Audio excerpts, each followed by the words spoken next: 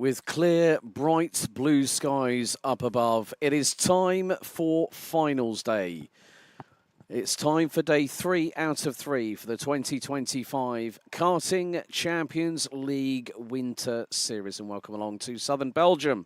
More importantly, Karting de Fagnes International Raceway based here in Mariembourg, around about an hour and a half south of the one of the main airports in Brussels, Zonnewantem. Hello, it's Alex Goldschmidt here to bring you all the play-by-play action for our remaining 9 races, after which we will have crowned our 2025 Winter Series champions in this inaugural running of the event.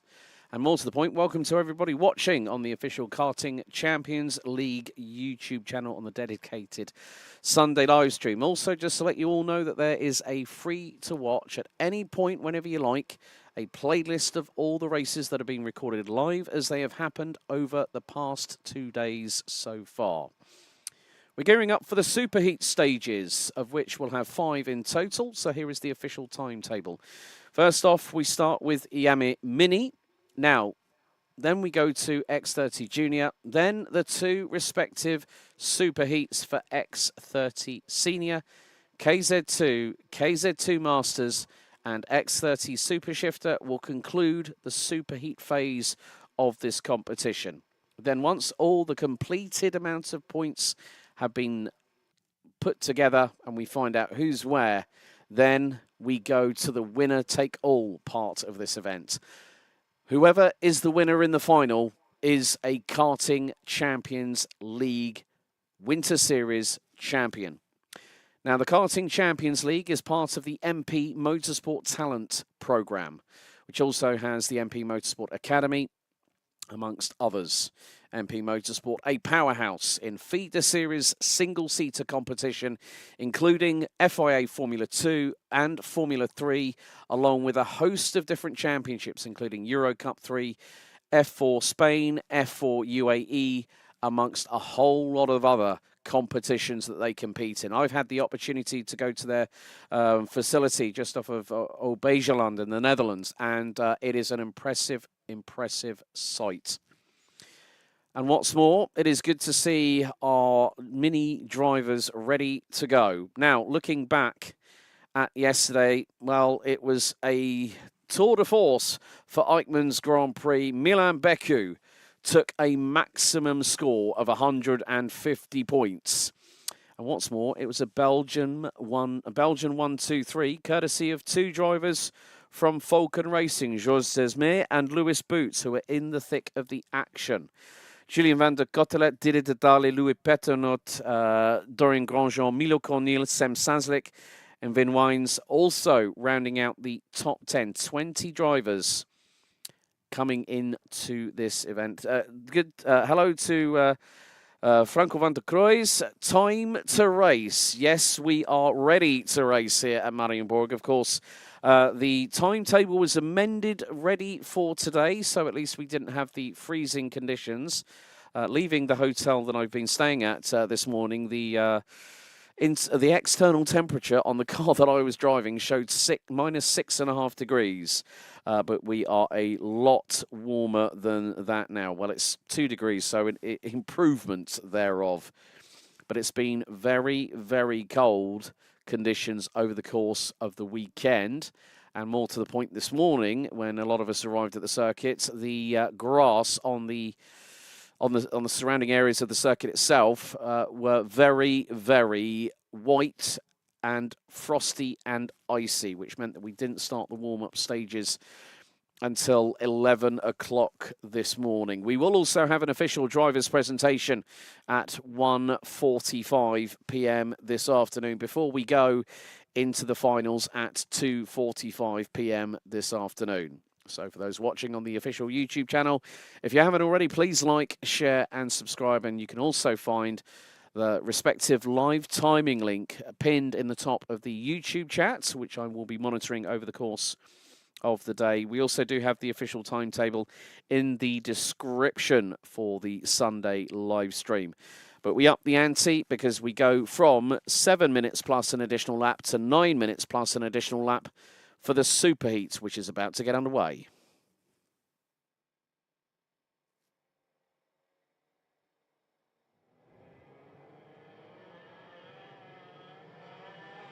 Proceedings being supervised by race director Dave Ritson, showing to our 20 drivers for Iame Mini that they have their 2 formation laps. Here's your starting grid after yesterday's and Friday's 3 heats. Milan Becu starts from pole position with George Desmet alongside on the front row. Lewis Boots joined by Julien van der Cotelet on row number 2 with Didi Didale and Louis Peternot rounding out the top 3 rows. Dorian Grandjean, Milo Cornil, Sem Saslik and Vin Waynes round out the top 10.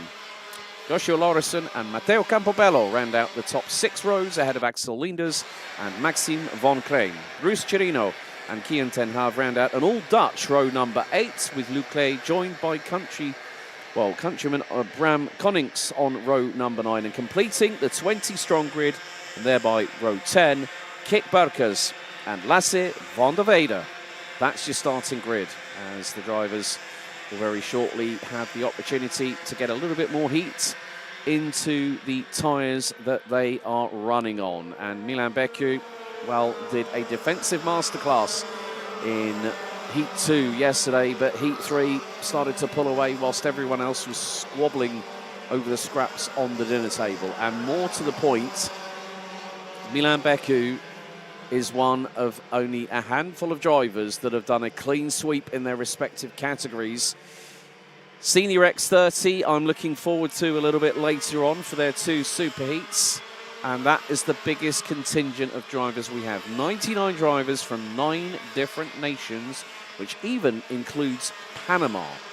So more to the point, it's great to have different national representation through these competitions.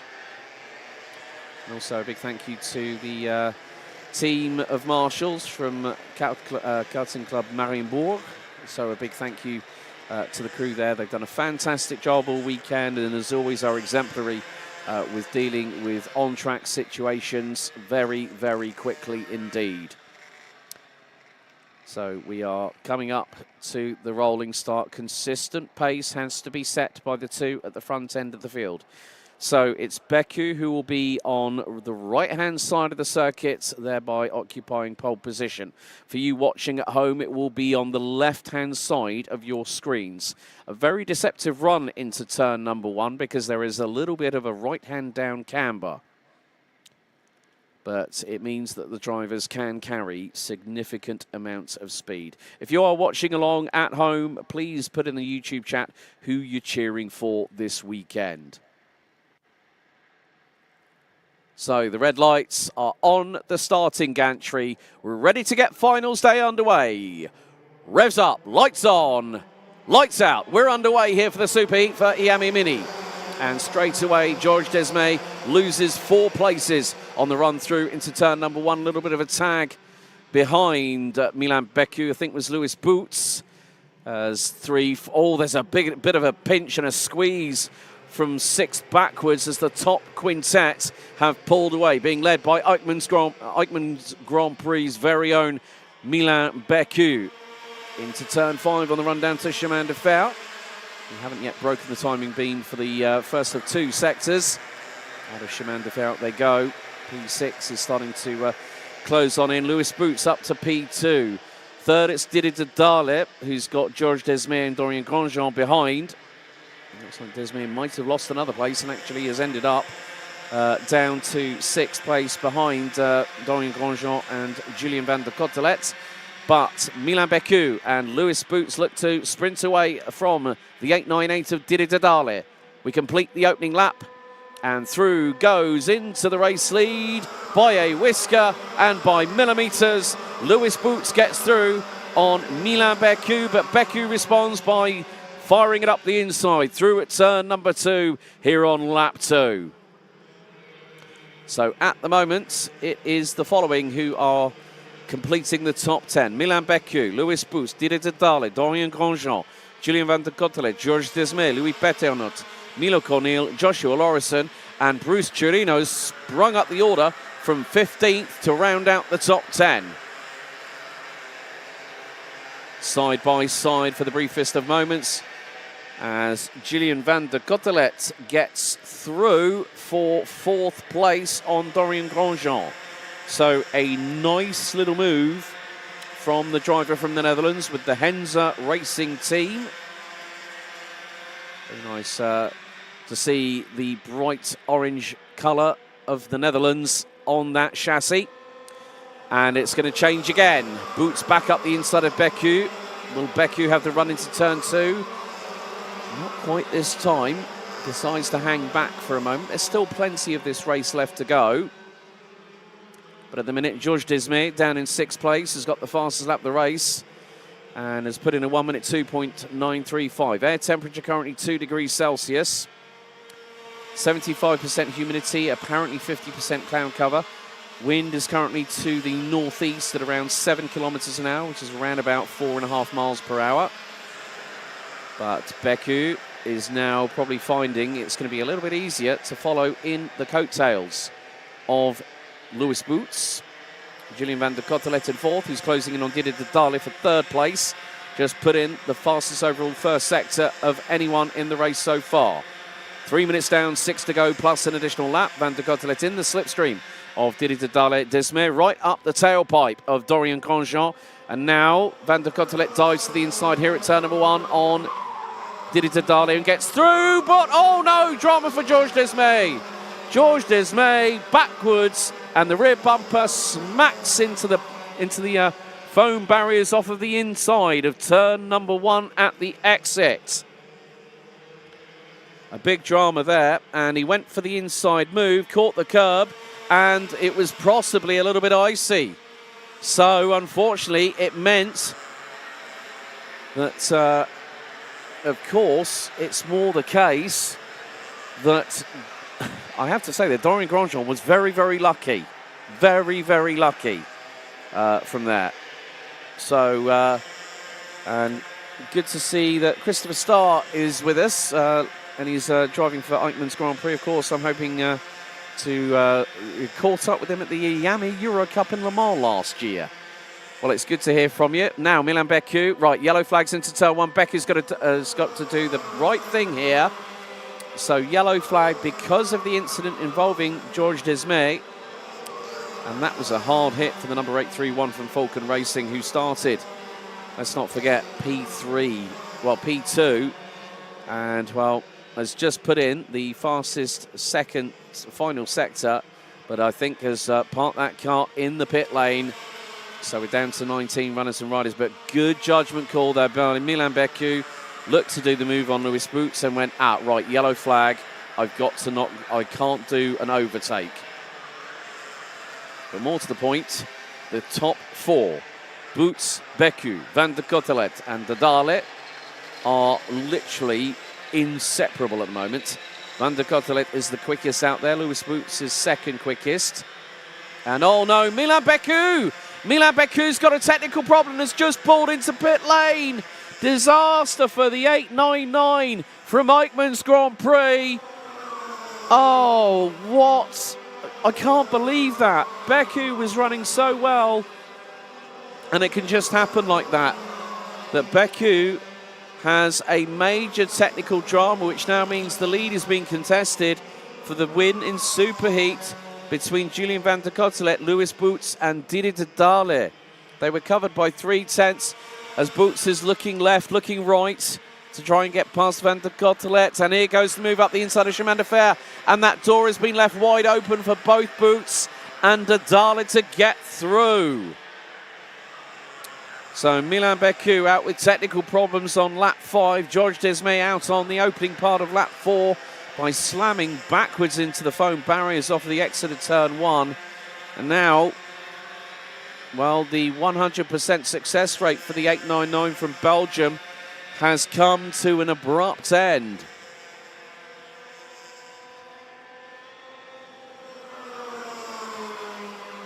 But the top 3 covered by 0.25 of a second. Van der Cotelet has got the fastest lap of the race. Bruce Chirino is the biggest mover in this race so far, the youngster from the Netherlands. Also running under the same stable as Julien van der Cotelet for the Henze Racing team. Has now moved up 7 places and is running with Matteo Campobello. Right, okay, we've got a couple of penalties for wrong starting position. on the grid. That is a 5-second post-race penalty. Vin Wines and Sem Sazlik. And that is going to drop them quite a way back. Won't drop them in terms of many positions, but more of the time that's going to be added to their total race time. So now, Vin Wines now rounds out the top 10 as he's been overtaken by Matteo Campobello in the 8:55, running with PJM. And now the gap between first, second and third is just under 2/10. And fastest opening sector by the race leader, Lewis Boots, as Van der Kottelet dives up the inside of Dadale, and it's wheel to wheel, sidewall to sidewall in the run down to turn number 4. Dadale tries to keep it pinned round the outside, but Van der Kottelet gets the inside line and neatly gets through. As Bram Konings has just dropped down to the 18th and last of the drivers that are still running on the circuit. Good battle between Louis Petionot and Milo Cornil, who are battling over 4th and 5th. And the top 10 drivers covered by a mere 10.4 seconds.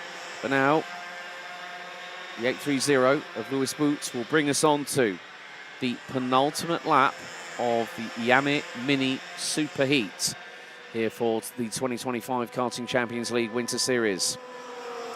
And now Van der Kottelet up into second place past Dadale. Gap is now 3/10 between first and second position. Dadale rounds out the top 3. Patenot, Cornil, Grandjean, Lorison, Campobello and Sazlik and Chirino round out the top 10. Kik Burkers has just been overtaken by Kian Ten Hav in the number 807. Also another driver with the Henza Racing team. But as the drivers, the top 3, make their way on towards the run towards Escargot, the timer has expired. So we're on lap 9. It's going to be a 10-lap race.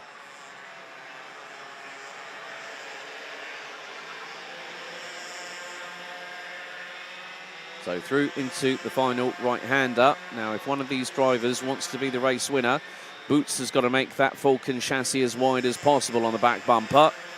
And Van der Kottelet and Dadale have to go for it.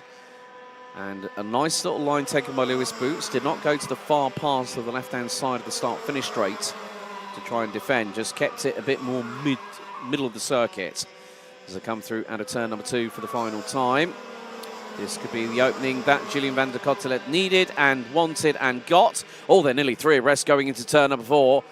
Sidewall clashes between Dadale and Boots going through into the run into turn 4, along with Van der Kottelet. Well, Van der Kottelet was to the outside, Boots was in the middle, and Dadale was on the inside. But you cannot separate these 3 for the want of trying.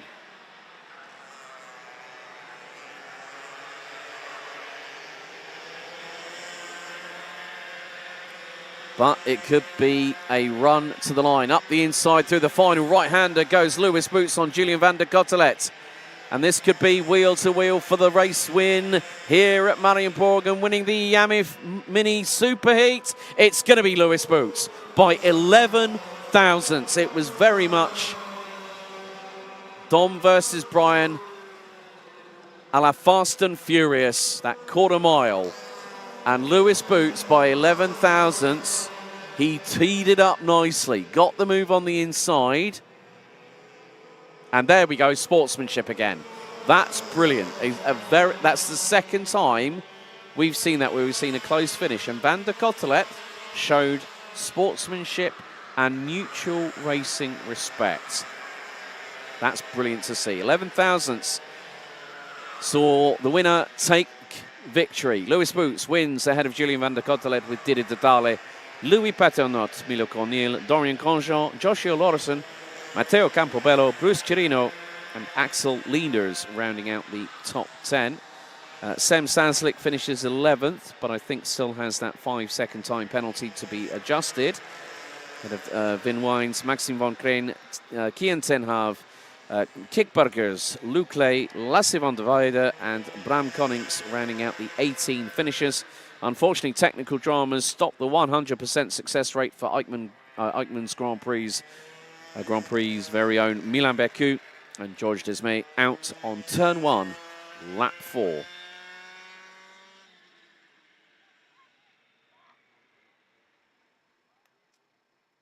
So the first of the superheats are completed, as we'll have a slight clear-up operation for Lewis Boots. A real shame for the 831. It was looking so promising, but those curbs, I could see a little bit of frost still on them, and slippery surface plus slick tyres means rotation. A real shame for George, but of course we'll see him back in the final for Iame Mini at 2:45 p.m. this afternoon, where we get underway with the final stages of the Winter Series for Karting Champions League for 2025. Up shortly, in just 4 minutes' time, we'll be getting going with X30 Junior for their superheat.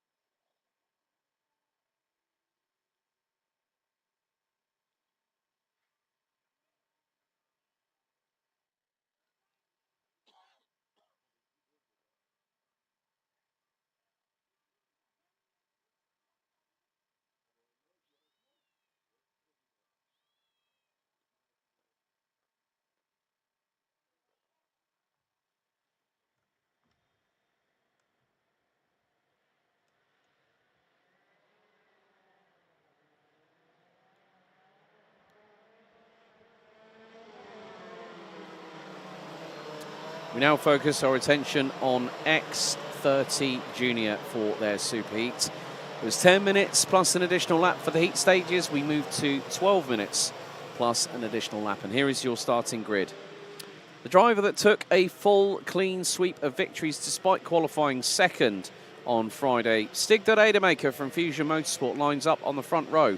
Alongside him, his closest rival, and also our inaugural pole sitter for X30 Junior here at Karting Champions League for the Winter Series, Timio Riflard, the son of legendary WRC racer François Duval and the grandson of René Duval, Antoine Duval, also sticks to four wheels, and the Euro karting star starts from the inside of the second row. Aurelio Giustinelli rounds out row 2. Noah Grenier, I have been informed, is a non-starter, so he was due to start P5. Adam Vida is next up in the 168, joined by Luxembourg's Alexandre Point. Yannis van den Bosch and Danny Burrs round out the top 8, according to the revised timing that I've got with regards to the grid. Then it's Lucas Pellizzari and Didier Krieft, Bink van Scheindel and Ben Gotts rounding out the top 12. Rounding out the 22-strong grid, Maurice Verkroijs, Aurélien Lemaire, Antoine Boots, Sweden's Ludwig Cranquist, Lorenz de Kock, Panama's Jose Halfen, Sacha Duquet, Gert de Vries, Len Gökman from Germany, and Matti Smush will complete the grid, with Noah Grenier a confirmed non-starter.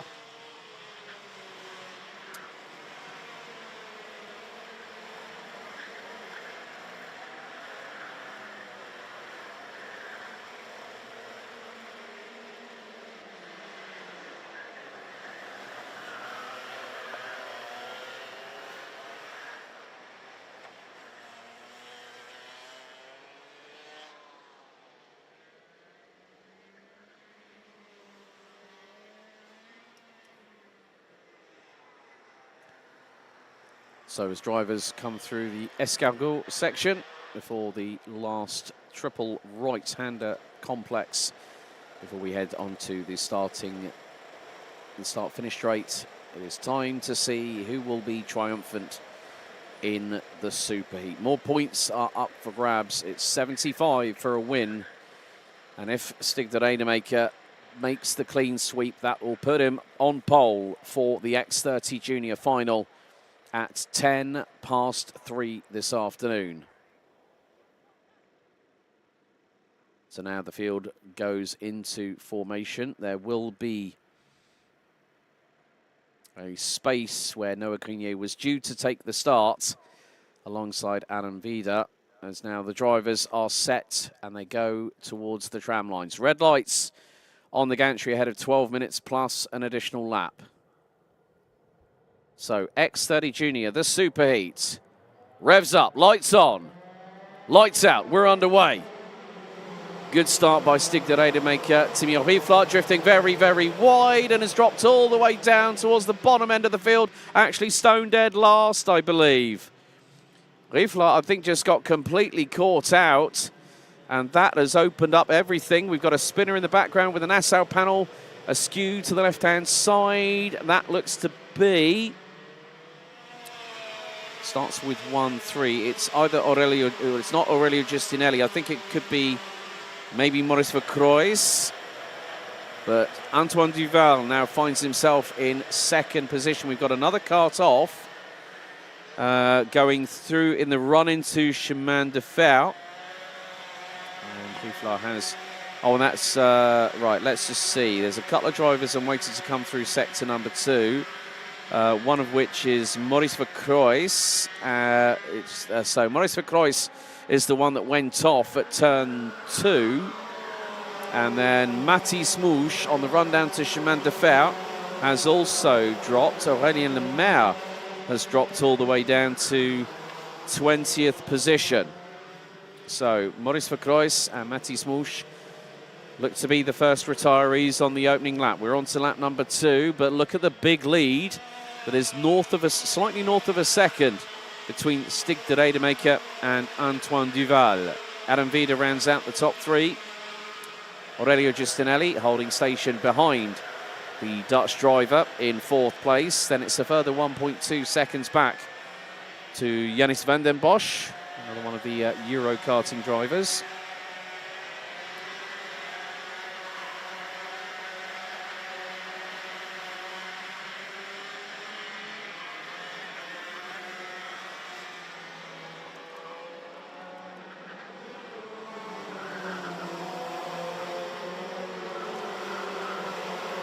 So just under 10 minutes remaining on the timer, plus that additional lap, and now the gap has decreased significantly last time around. But right, well, the big thing is Antoine Duval is there. Now, the big problem is I don't see Stig de Rademaker. Now, where is the number 116? Oh, no. There was a back marker in the way it compromised Antoine Duval. Through into Escargot. A little bit of a touch from the 1-2-3. Sent the back marker spinning around. And it looks like Stig de Rademaker has not gone past. Yeah, de Rademaker's had a drama. I think de Rademaker might be out of this race. And more to the point, well, that just goes to show how quickly things can turn. Another driver with a clean sweep is out, and I think that might be his kart on the left-hand side on the approach into turn 2. So Antoine Duval is now leading and being hustled by Adam Vida and Aurelio Giustinelli. The top 3 were covered by just under half a second after 3 laps. And Adam Vida has just been given a 3-second time penalty for braking formation with 2 wheels out of the tram lines. That'll be added post-race. And now the fight is on.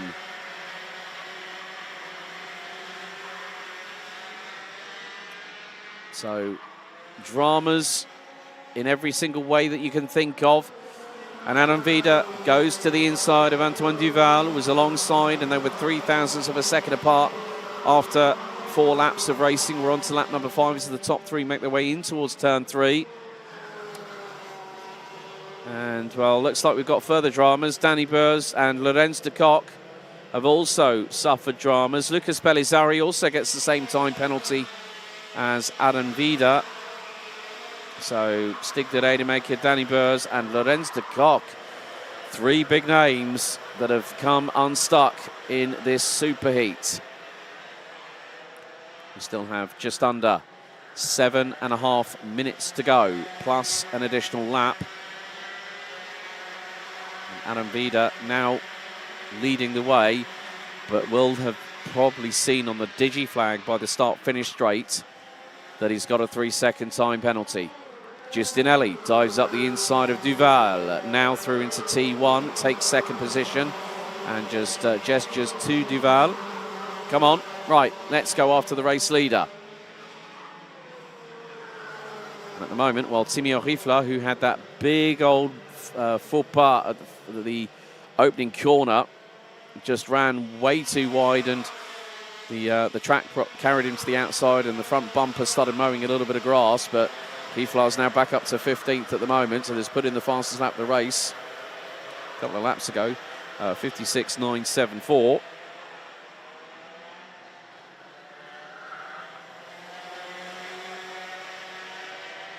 And a little bit further back, we've got Jennis van den Bosch and Bing van Schendel from Belgium and the Netherlands. They've got Alexandre Point, looks to be running for victory lane, and is currently sitting in 6th. And there's van Schendel going through on Van den Bosch through at T1. We're now halfway through this race, so 6 minutes down, 6 to go, plus an additional lap. And now Point goes up the inside, bumps the curbs, loses the momentum and was unable to get through on Van den Bosch. But look at the 102 of Lucas Pellizzari, the Luxembourger, trying to get through. Unable to make it stick at that particular point. Oh, and a bit of a bump on the back of Alexandre Point unsettles the 1-2-4 through at Chemin de Fer. And Pellizzari gets through for the meantime. They've got Ludwig Granqvist, the youngster from Sweden in the 104 for Falcon Racing. Has moved up from 17th on the grid and is currently running a steady P8. Didier Krieft and Antoine Boots round out the top 10. Biggest movers up the order so far. Well, Len Gökman up 7 places from 22nd on the grid. Jose Halfen from Panama in the number 36 for Euro Karting has moved up 9 spots from 19th on the grid, and it's 2 by 2, side by side hurrah between 144 Van den Bosch, who goes grass mowing as Pellizzari gets through. And behind, you've got Alexandre Point, Ludwig Granquist, and I think Didier, well, they were line astern going through into turn 4. But Yannis Van den Bosch, I don't think wanted to go grass cutting. It was wheel to wheel. They clashed sidewalls, him and Pellizzari. And Pellizzari got the move done.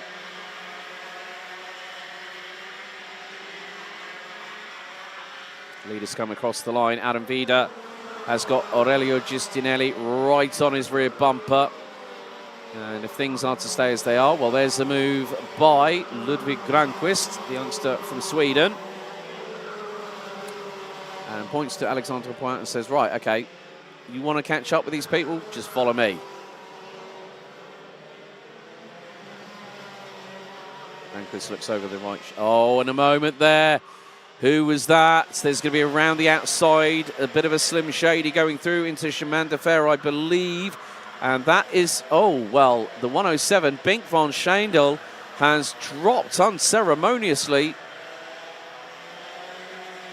And more to the point, now trying to get through on Alexandre Point through the second part of Escargot.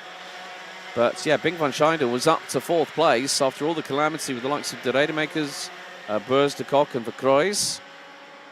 And now finds himself a little bit further down the order. Giustinelli and Vida are pulling away from Antoine Duval. Duval currently holding station in P3. And Bink van Schendel finds himself down into 7th position, meaning the biggest mover up the order is Sweden's Ludwig Granquist, up to P5 at the moment from 17th on the grid. Jose Halfen from Panama up 10 places to now rounding up the top 9. Ahead of Antoine Boots, who's moved up 6 places from 16th on the grid to round out the top 10. Sacha Duquet up 9 spots to 11th. Then Gökman up to 13th from 22nd. Sjoerd de Vries up from 21st to 14th. Mathias Smoosh now currently running 18th and is the last driver out on circuit.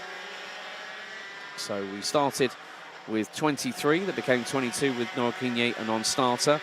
Then retirements on lap 1 by Maurice Verkruijs, lap 3 by Stig de Rademakers, Danny Beurs and Lorenz de Kock. Now into turn 1 we go again here on lap number 11. And Aurelio Giustinelli turns into turn 2 and the right rear wheel ends up in the air with just the amount of steering input. Just probably went right hand down and managed to rotate the card around the corner.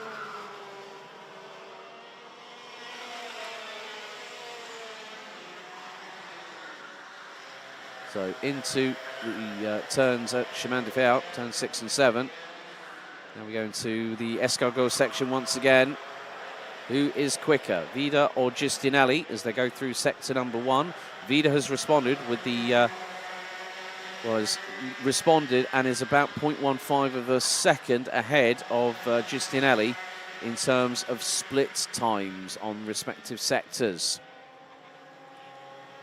Lap 11 completed. Looks like we're going to have 3 still to go. And the top 3 covered by 1.4 seconds. Vida at this point on the road, even with a 3-second time penalty, will end up 3rd behind Giustinelli, who will then effectively be the de facto race winner, with Duval in 2nd place.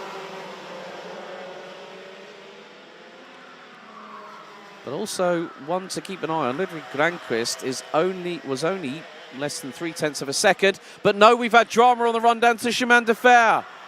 Do not tell me that's another big hitter.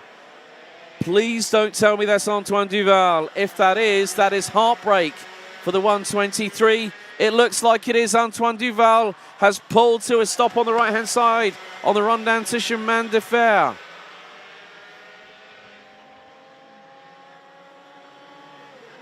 And now, well, there's a big gap. A big, big gap. Antoine Duval suffers technical heartbreak on the run down to Chemin de Fer. Real shame for the Euro karting driver. And that means that Lucas Pellizzari, at the minute, is up to P3, but still has that 3-second time penalty hanging over him, which means that Ludwig Granquist will inherit 3rd at the line. Next time around, it's the final lap. And Giustinelli, well, yes, he'll know that Vida has got a penalty coming his way, but will want to win the race on the road.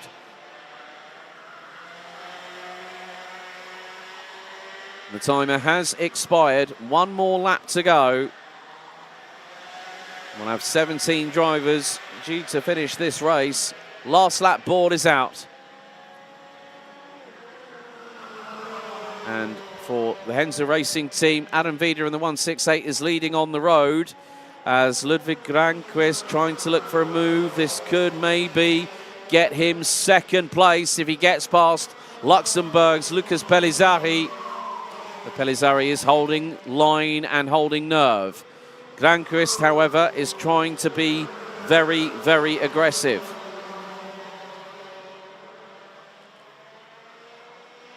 And Granquist has Binklon and Alexandre Pointe not too far behind. But the leaders coming through into Escargot for what is going to be the 14th and final time.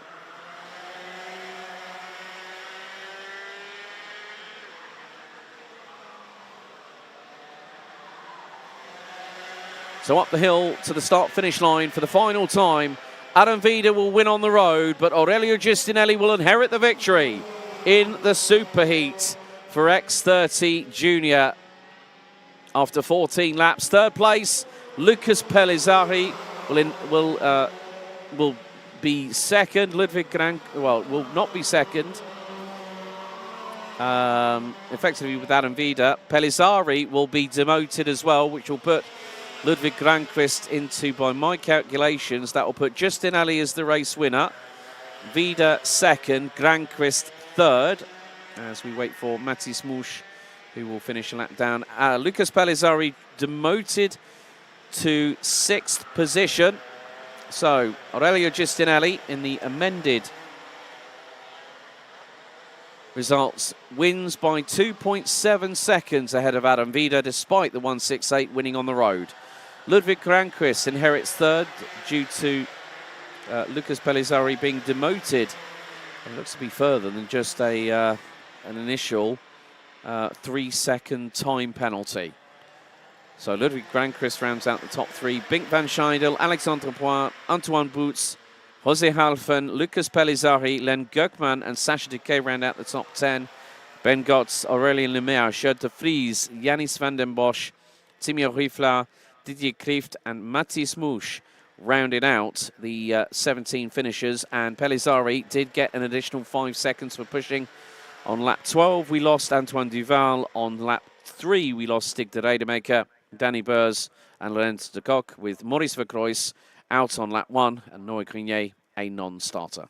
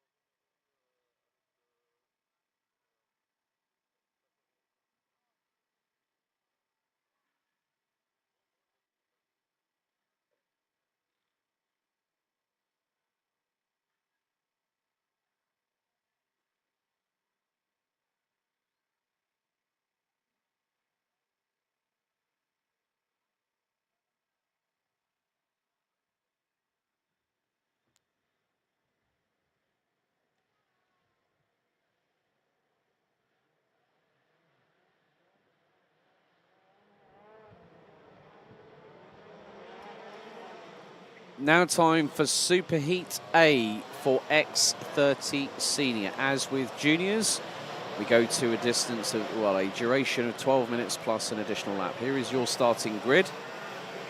Kevin Lantinga starts from pole position. He'll be joined alongside on the front row by Alessandro Tudisca. Quintin van Leeuwen and Yanni Bouillet round out row number 2, with Max Hezel and Mirko Wouters round out the top 3 rows. Completing the top 10 will be CJ Bennett, Senna Meunier, Casper Norman and Wouter Bergano.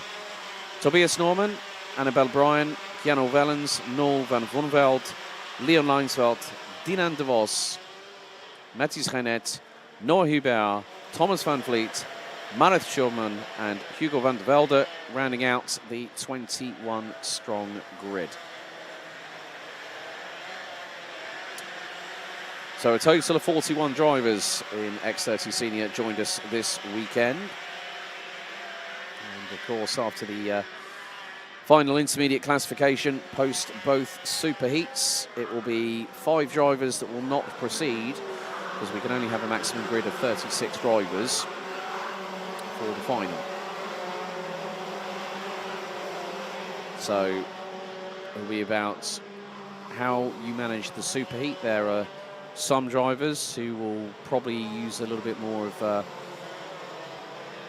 risk versus reward kind of situation, because they've got nothing to lose but everything to gain. Same could be said for the second super heat coming up next.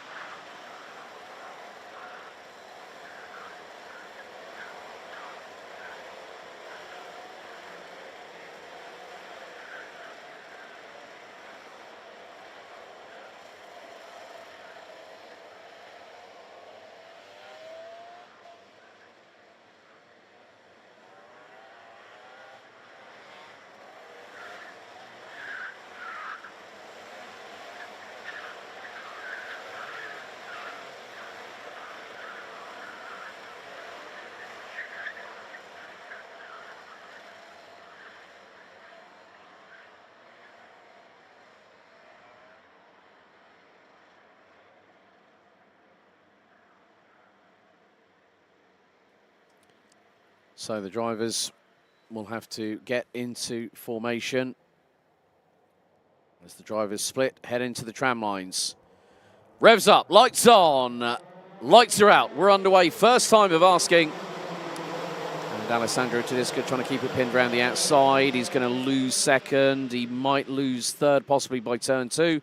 But he slots in front. But we've got a couple of karts backwards off of the outside of turn number 2, and one driver stuck, and that is one of the Fusion Motorsport karts. That is Wouter Bergano in the 234, and I think I noticed an Eichmann's Grand Prix kart also going off at the same point, but it was multiple karts trying to fight for the same amount of real estate, and a couple got exited stage left rather rapidly.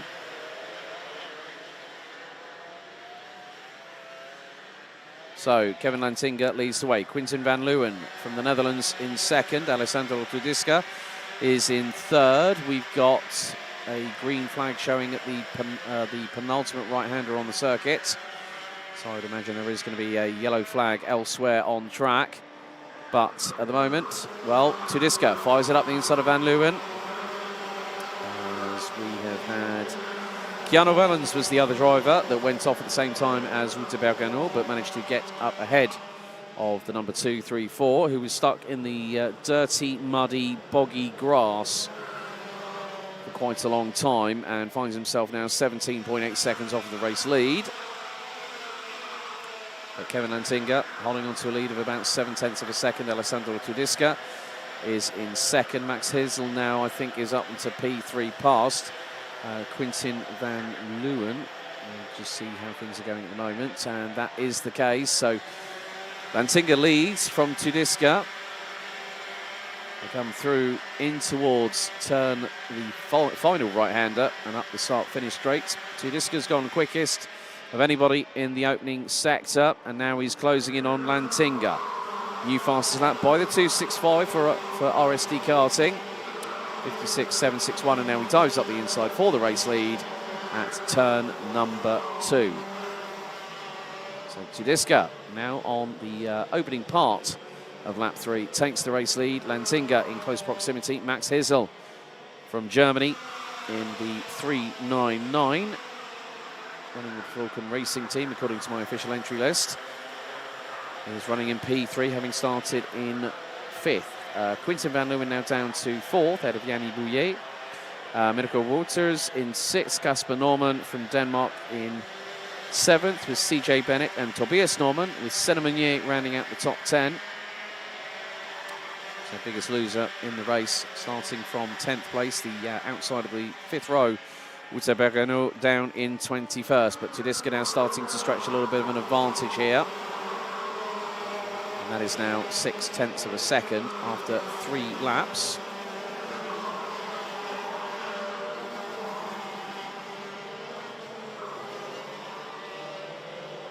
Now Lantinga was overtaken briefly by Max Hizel. Lantinga returned the favour in the 269 on the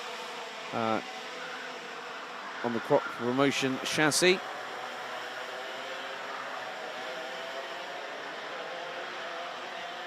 So whilst Tudiska is starting to move away into the distance, it is more the case that now Kevin Lantinga is leading the train, a quintet of them, including himself, for the battle for 2nd position. Mikkel Wouters has set the opening fast, was now set the fastest lap of the race, but that's gone back to Alessandro Tudiska, who's just taken 0.8 out of Kevin Lantinga and pulled a gap of now 1.4 seconds and climbing. Annabelle Bryan has got past Noah Hubert. And well, Max Hizel back through on Kevin Lantinga, and now the fighting starts with just over 7 minutes and 50 seconds plus an additional lap to be completed. So Yanni Bouillet ahead of Quinten van Leeuwen, with Mirko Wouters waiting in the wings. CJ Bennett, the man from Ireland, is looking to close on in. And it's not that far away. He was about a second off of the back bumper of Wouters last time around as they crossed the line to complete lap 4. Lap 5 about to be completed. As our race leader, Alessandro Tudiska from RSD Karting, representing Belgium, is away and clear. And is checking out. 2.4 seconds is the lead between Tudiska and Hizel. Thomas van Vliet up 8 spots, now into 11th, past Dinan de Vos. So some drivers making some good moves. Quinten van Leeuwen at the moment still behind Yanni Bouillet, as Max Hizel still fending off the advances and the pressure from Kevin Lantinga. And Lantinga under braking going into Chemin de Fer. The back end steps out a little bit to the left hand side.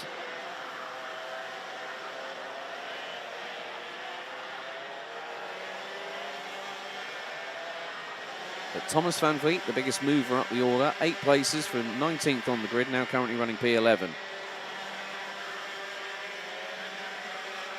Not had any notifications as to any potential start infractions, but the racing has been very close quarter here in X30 Senior Super Heat A. There's a dive up the inside through at, that looks to be Annabelle Bryan on Leon Leinsveld. 383 gets through on 382. Max Hizel has now become the proverbial cork in the bottle when it comes to the battle for 2nd position. Lantinga dives whilst sideways under, braking through at Chemin de Fer, gets through for 2nd.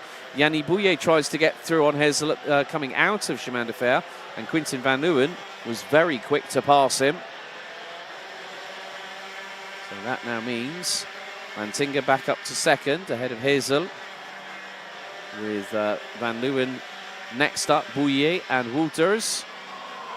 There's the quintet battling over P2, and behind them, well, Tobias Norman looks to have got past on CJ Bennett, and that has been confirmed as they cross the line. Senna Meunier and Casper Norman round out the top 10, followed by Thomas van Vliet, Nord van Vormveld, Dinan de Vos, Annabelle Bryan, Leon Leinsveld, who rounds out the top 15. Mathis Renet, Noah Hubert, Keanu Wellens, Hugo van der Velde, Wouter Bergano, and Marit Schurman round out the 21 runners, all still circulating, I might add, so no casualties yet. And both when Lantinga and Herzl braked into chemin de fer, both had the right rear wheel go up into the air just by the amount of brake pressure that the drivers are putting through on the pedal itself. And then, of course, that engages the brake fluid system by a slave cylinder, and thereby it forces the pressure to the brakes, and that will be normally to the back axle of these karts. So you've got to step on them very, very hard indeed as Max Herzl gets challenged by Quinten van Leeuwen from the Netherlands for the Henze Racing team. And unfortunately, Van Leeuwen unable to make it through. Now we've got a change because Mirko Wouters from Eichmann's Grand Prix has got through on Yanni Bouillet. Bouillet running with PJM.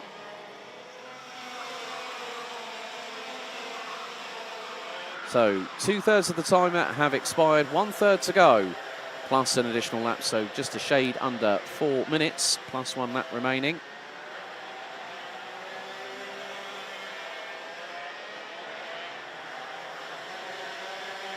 And great to have wonderful, brilliant blue skies up above and sunshine beating down on the circuit. Yes, the air temperature is cold. We're at about 3 or 4 degrees air temperature, but the warmth is very, very conducive to the racing that we have seen so far today. And Kevin Lantinga still holding on to that second position, but my goodness, Alessandro Tudisca is putting a number on everybody else.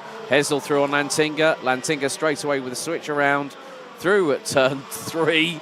And there was a little hand gesture there from Max Herzl as if to say, oh, come on, don't start doing that again. We want to go for the race lead. Lantinga takes a wallop of curb going through into the approach into chemin de fer. There's a little right-hand kink, and you could just see that Lantinga just literally walloped it with the right front, but there's been drama. Oh, what's happened there? There's been multiple karts going off at Escargot. Now, has something liquid hit the track? They're all starting to slip off.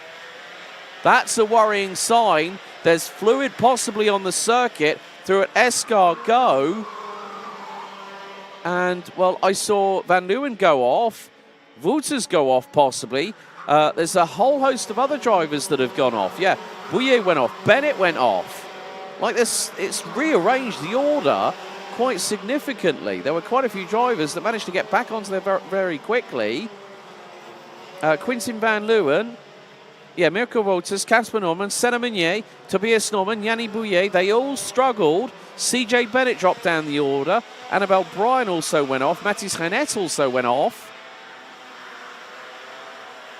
And that just goes to show how quickly things can change. My goodness.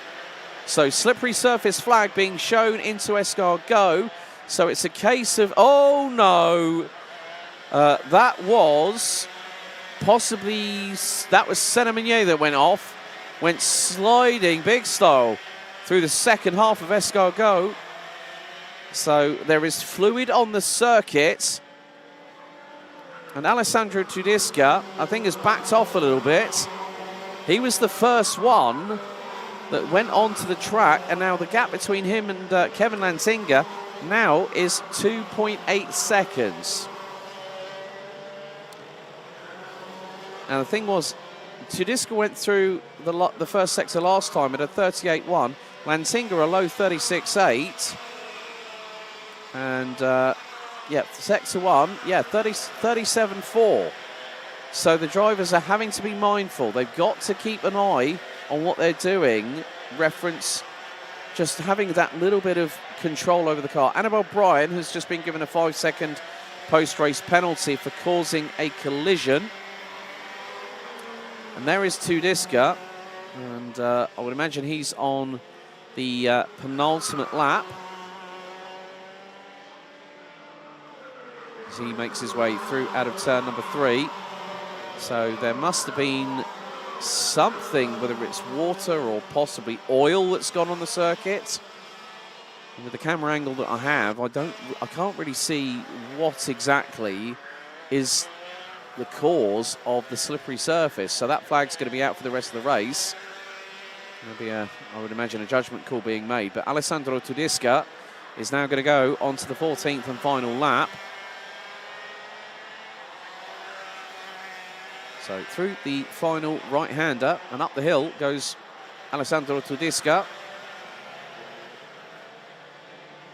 2.65 for RSD Karting, the Belgian, last year's Iame Series Benelux X30 Senior runner-up, who was on top form in the last 2 rounds of the championship at Karting Genk and right here at Mariembourg. And the final took place under very significant wet weather conditions.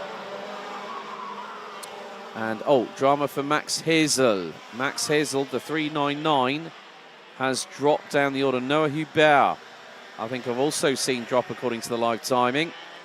So a real shame there for the 399 from Germany for the Falcon Racing team.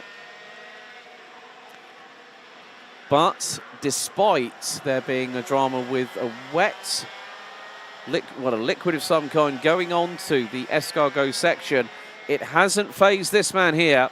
Out of the final corner, up the hill, Alessandro Tudisca is victorious in X30 Senior Super Heat A. Kevin Lantinga takes second place. And a big thank you to Victor from our team behind the scenes, just informing me that Max Hazel was given a technical flag post-race. So for safety reasons, Max Hazel had to park it. So Alessandro Tudisca wins X30 Senior Super Heat A. And there you go. These guys have raced each other quite a lot. And there's a mutual respect there between the pair. So Tudisca wins by 3.9 seconds. Kevin Lantinga second. Mirko Wouters rounds out the top 3. And what a big surprise. Thomas van Vliet in the 2:03. The privateer driver taking 4th, having started 19th on the grid. Quinten van Leeuwen in 5th, ahead of Tobias and Casper Norman, rounding out the top 7. Yanni Bouillet, CJ Bennett, and Leon Leinsveld, rounding out the top 10. Annabelle Bryan, Keanu Wellens, Senna Meunier, Mathis Renet, Noel van Vonveld, Wouter Bergano, Hugo van der Velde, Marit Schumann, Dinan de Vos, and rounding out the 19 finishers. And on lap 13, we lost both Noah Hubert and Max Hazel. Next up, we go to the Super Heat B for X30 Senior.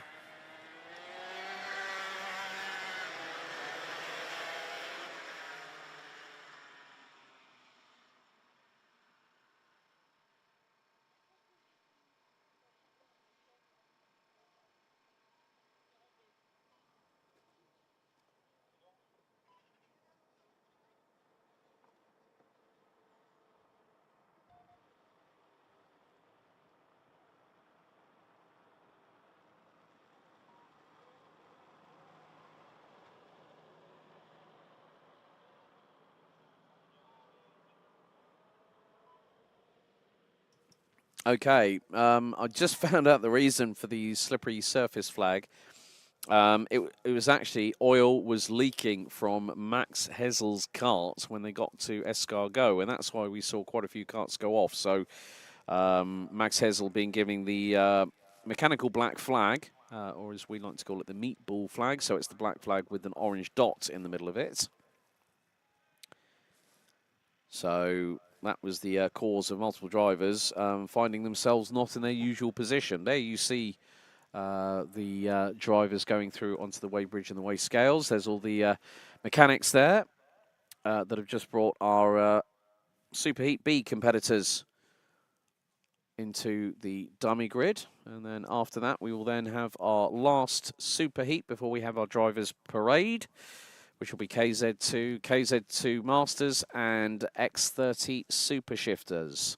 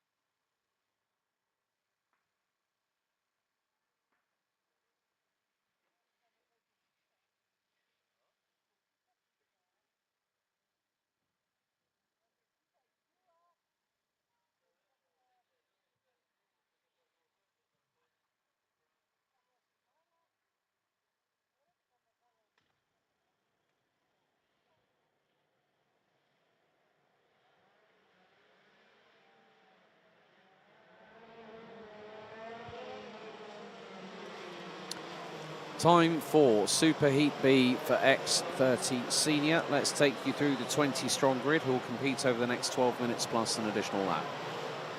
Pole position is going to be the 299 of Devon Hagelen. Alongside will be the 236 of Matthias van der Kerkhoff. Luca Müller and Mathis Marchot round out the top two rows, with Tristan Kroon and Sam van der Heyden rounding out the top 3 rows. Luca Montebello, Marcus Gloom, Roxanne Lantinga and Charlie Gloom round out the top 10. Zino Falca, Kevin Bakker, Raffaele Santocono, Jori Schoens and Raphael Linders round out the top 15 drivers. Completing the 20-strong grid will be Raphael Boulard, Gaspar Delbar, Kaz Oudhaus, Jesse Polderdijk and Leon Lambrecht.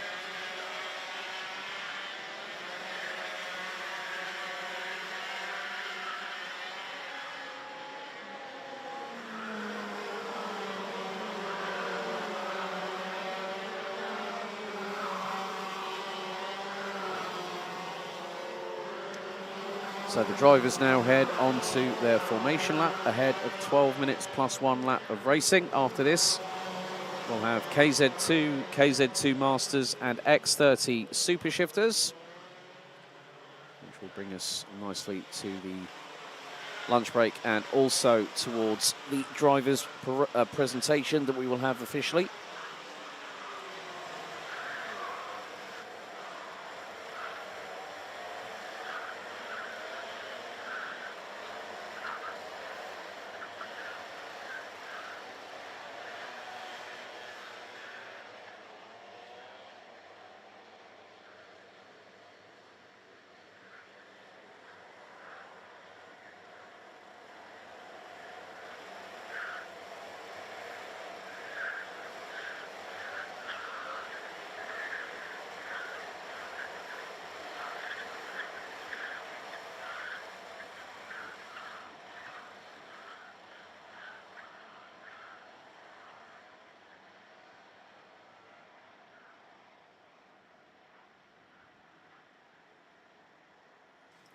It's now down to Devon Hagelen and Matthias van der Kerkhoff to control the pace.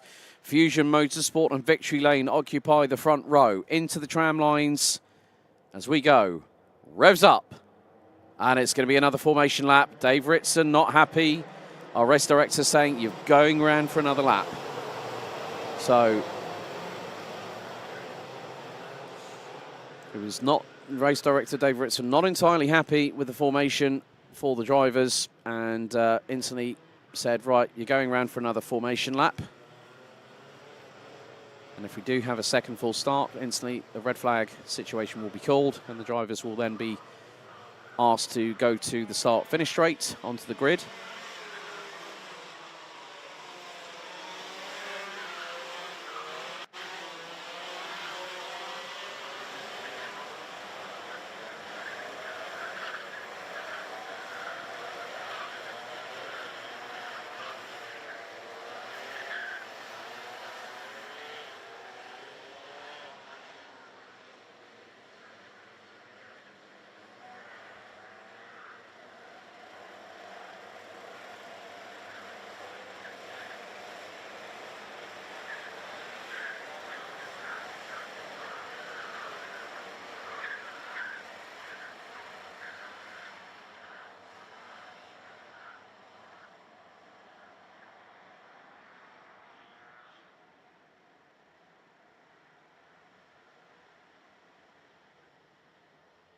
So red lights ignited on the gantry once again ahead of 12 minutes plus an additional lap for X30 Senior, Super Heat B. Revs up, lights on, lights are out. We're underway for the second time of asking, as Matthias van der Kerkhoff keeps out of harm's way by staying around the outside towards the back bumper of Devon Hagelen. And looks like Mathis Marchand, I think, might have just gotten up into third place, the 250 from KCR Racing, as the field makes out its way out of turn number 3 for the first time of asking. Bit of a scramble as Devon Hagelen struggling a little bit as they go into Chemin de Fer. One's gone exit stage left off of the approach into Chemin de Fer, and that was the 3:08. We have got a car off the circuit, and that's at Marshall Post 2. That's Raphael Boulard, I'm afraid, on the Charles Leclerc chassis. The driver from DGM Racing out on what was effectively the opening lap, as Matthias van der Kerkhoff leads after the opening lap. It's Sam van der Heyden that is second, with Devon Haglen followed by Tristan Kroon. Charlie Gloom up 5 places. The Belgian now up into P5 from 10th on the grid. Matthias Marchal has dropped 2 places in the meantime. He's ahead of Roxanne Lantinga, and she's ahead of Kevin Barker and Marcus Gloom and Luca Montebello, who ran at the top 10 at the moment. So down to 19 runners and riders we go. Luca Moulin has been the one that has lost big time. Started on the inside of row number 2 and is all the way down in 19th place.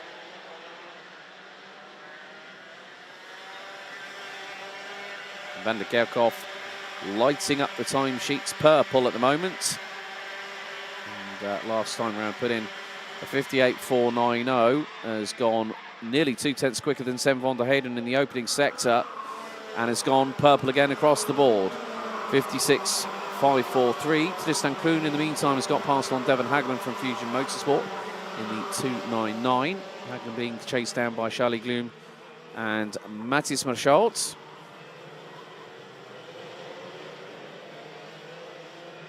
And side by side, a little bit further back between the 2.55 of Kevin Barker, and I think it was also Marcus Gloom who was alongside on the inside into the run into turn number 4. Meantime, Devon Haglen has not just lost 1 place, but has lost double that. So Charlie Gloom and Matthias Marchal now round out the top 5 overall. Matthias van der Kerkhoff trying to pull away. And he's got a gap that is currently, was nearly 1.4 seconds. Looks like it's going to be more than 1.6 this time around. And he crosses the line. 1.65. Marchal dives up the inside. That was a neat move by the 250 from KCR Racing through on Charlie Gloom. Devon Haglen's fighting his way back into things. And more to the point, there could be a little bit of a surprise in the offing. Devon Haglen, one of the other race winners. So far this weekend, we've had Kevin Lantinga, Matthias van der Kerkhoff, Devon Haglen, and now we add Alessandro Tudisca to that list.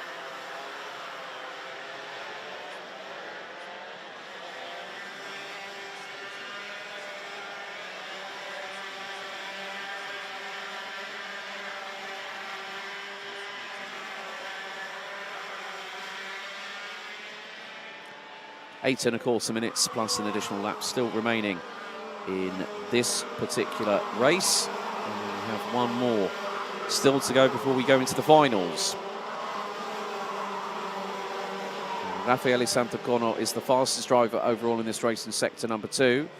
But Matthias van der Kerkhoff trying to do his level best. Charlie Gloom coming under fire from Devon Haglen. Whereas Matthias Marchal trying to put the frighteners on. Tristan Kroon heading into Chemin de Fer. Here on lap number 5. Marchal, last time around was 1.5 tenths of a tenth and a half of a second quicker than the driver in front, and now is really giving chase.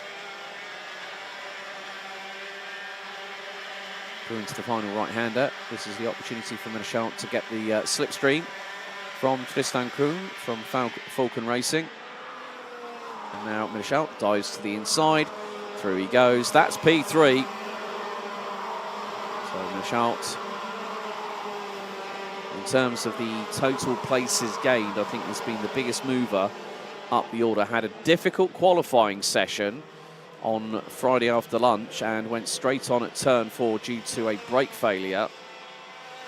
And that curtailed his qualifying session, but he's more than made up for it. Marcus Gloom has just been given a 5-second time penalty post-race for causing a collision.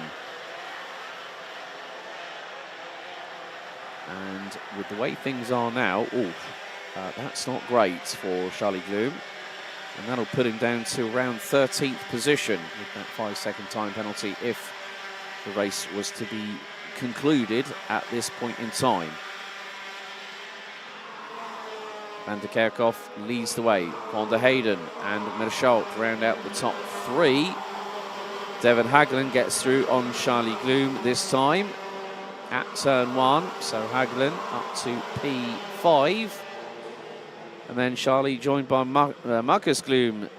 And then Luca Montebello. Roxanne Lantinga is not that far away. She's currently running 9th and is about 0.6 of a second away from Montebello. Raffaele Santocono completes the top 10 and is a further 1.2 seconds behind the 224, who represents the Netherlands. So the remaining 19 drivers out of 20 starters are still circulating. And Lulau, well, that could mean a unfortunate early end for the 205's run in this competition. As with the final, it will be the top 36 that will go through, and 41 drivers will then be whittled down by 5. Zeno Falke getting very much aggressive in a battle with, looks like Kevin Barker and Raphael Leenders. That's the battle over 11th on the road.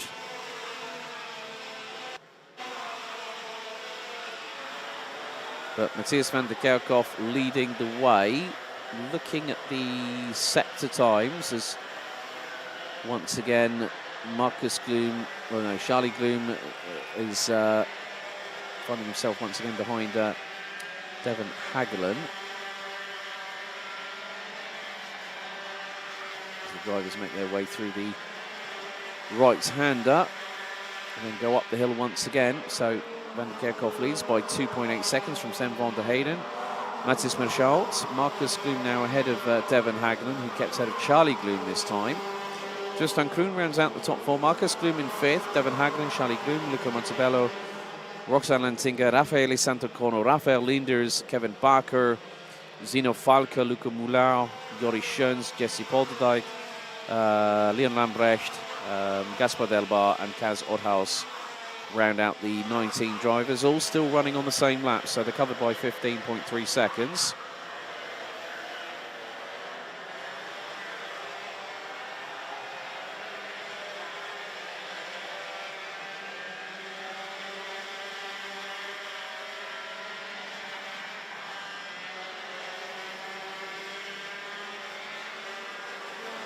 So just over 3.5 minutes remain, plus the additional lap on this race. Running slightly behind schedule at the moment, just due to a couple of delays. There's a dive up the inside. That was on, I think that was trying to see who that is at the back end of that train. That was Zeno Falke. So that's Raphael Leenders, 366, that's just been passed by Kevin Bakker and Zeno Falke at the same time.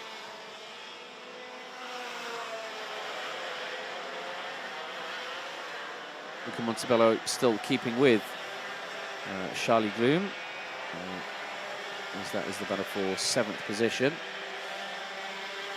Linus Stone, of course, running under the same umbrella under the RSD karting colours.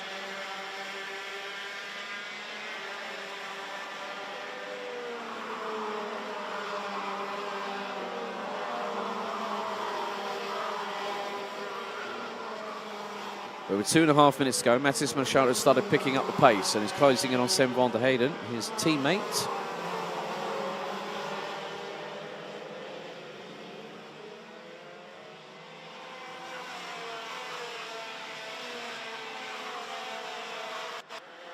And Mershout actually set the fastest lap of the race, went 3/10 quicker than his teammate, and has gone quicker again in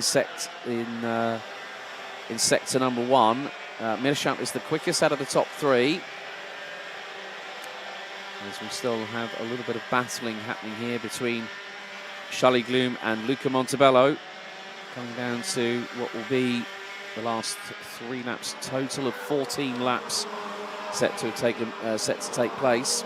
Final later on at 3:30. Well, barring how much the delay truncates the lunch break and the driver's presentation. due to start at 3:35 p.m. local time.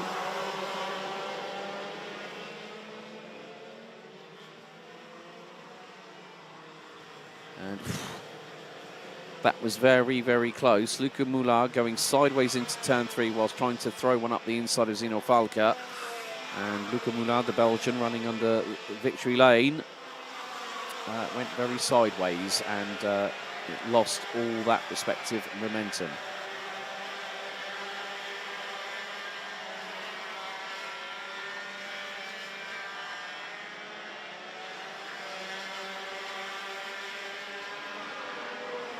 So, on to our penultimate lap, and more to the point, well, things are getting really, really close between the two KCR Racing teammates in second and third.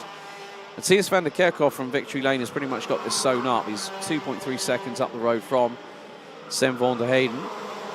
Matthias Schultz in P3, and I think might have just gotten ahead. I'll wait to see what happens when we have the timing being broken in sector 1, which is halfway, well, on the exit approach of Escargot, the far part of the circuit. So, yeah, Matthias Schultz is still behind Sam van der Heyden, but of course, one of the things that I talked about multiple times yesterday was mechanical sympathy. Matthias van der Kerkhoff sees the final lap board, as do the KCR Racing teammates of van der Heyden and Schultz. Tristan Kroon in fourth, Marcus Gloom, Devon Hagland, Charlie Gloom, Luca Montebello, Roxanne Lantinga and Raffaele Santacono round out the top 10. And now Matthias Schultz is looking for an opportunity to see if he can get through. Maybe grab second at the dying moments of this race. It could be a KCR drag race coming out of the final right-hander. But dramas behind. Tristan Kroon being pressurised by Devon Hagland, who was ahead by a whisker for a moment. But through into the exit of Escargot for the final time here on lap number 14.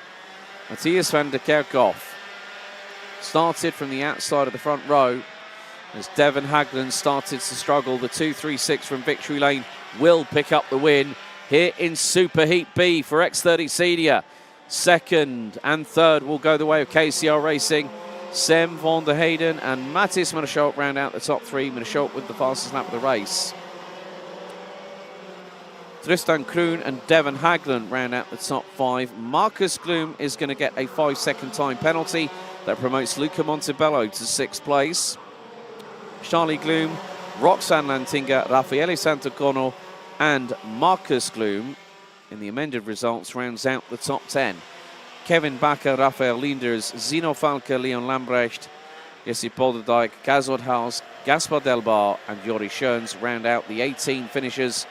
And on lap number 13, we lost Luca Moulard with Rafael Boulard out by turn 3 on the opening lap. But van der Kerkhoff takes his 3rd win of the weekend and puts himself in prime position to go for the glory in the final later on this afternoon.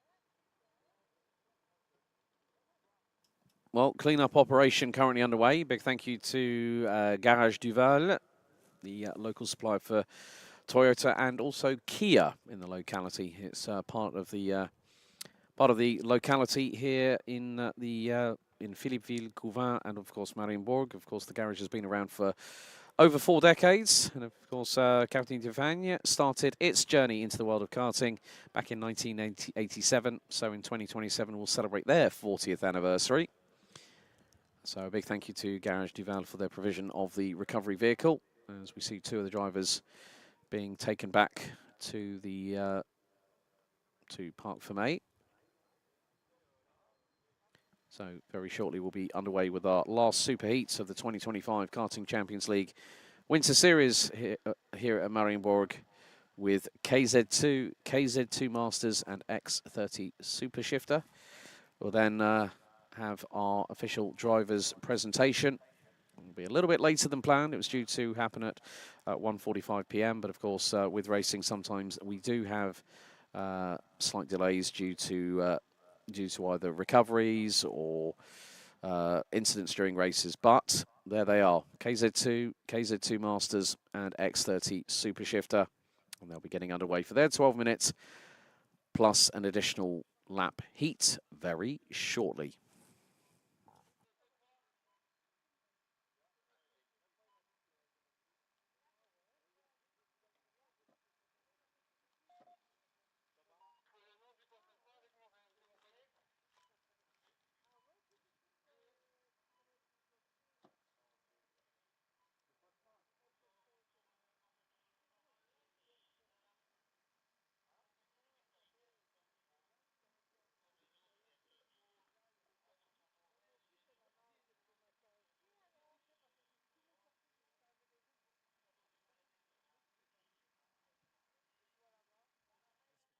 Announcement, could we ask for all X30 juniors, seniors, Iame Mini to make their way to the area ahead of the presentation. We know that some of the X30 seniors are currently going through scrutineering and technical post-Super Heat B, so as soon as you can, all drivers for X30 Junior, Senior, the Iame Mini, please make your way to the dummy grid area ahead of the driver's presentation. Race suits and race helmets are mandatory for all competitors. Thank you.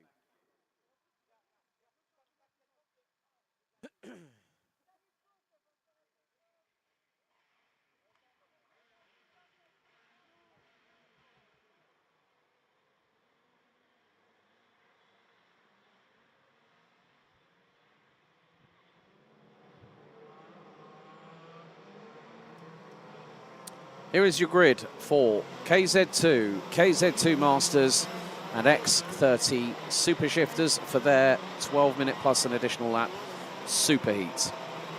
Kevin Stehauer will start from pole position, and he'll have a chief rival alongside him on the front row. Jens Treur, Renzo Alibax and Daniel Tenbach in the 414 and the 423 start from row 2. Jaden Teen in the 459 will be joined by Luis Esser in the 409, representing the Netherlands and Germany respectively. Denmark's Anders Alkier in the number 494 will be joined by Belgium's Sita van Miert in the number 440 on the next row. Rounding out the top 10 is the 429 of Julian Kamen and the 522 of KZ2 Masters driver Niels Goster. Tristan Bellon in the 649, representing X30 Super Shifter, starts 11th and will be joined by Germany's Hick Hartmann on row number 6. Kevin Delcroix, Milo van Bogenhout, Milan van Winden and Martin Versteeg round out the 16 drivers. So, 6-speed shifter gearbox karts, and they make a hell of a noise. It's definitely one of the best noises when you hear them rev up before they go lights out and put the power down. Of course, the drivers have been able to use practice starts after their after their warm-up session this morning, just to really get a feel of the track conditions, which have evolved, but still the temperature is single digits.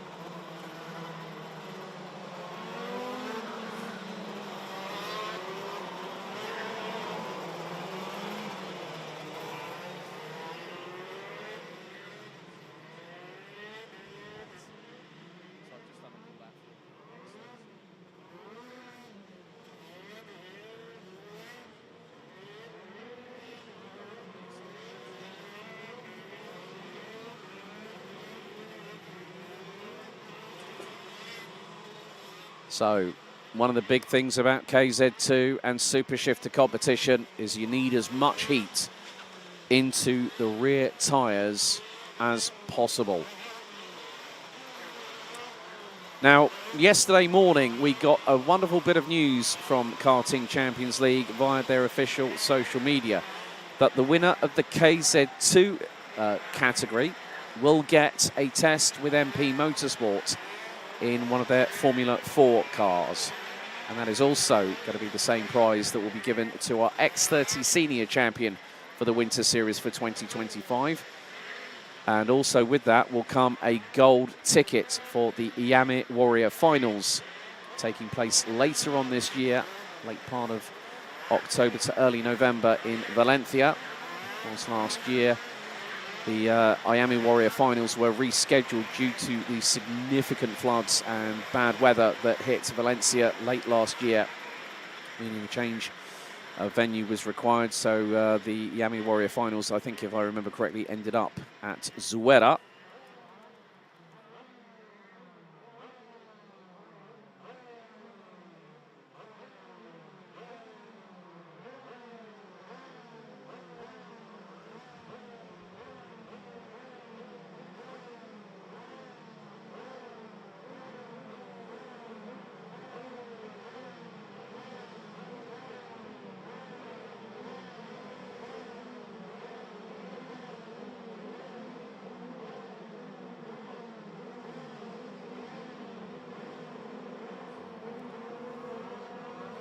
So, nerves are setting in, folks.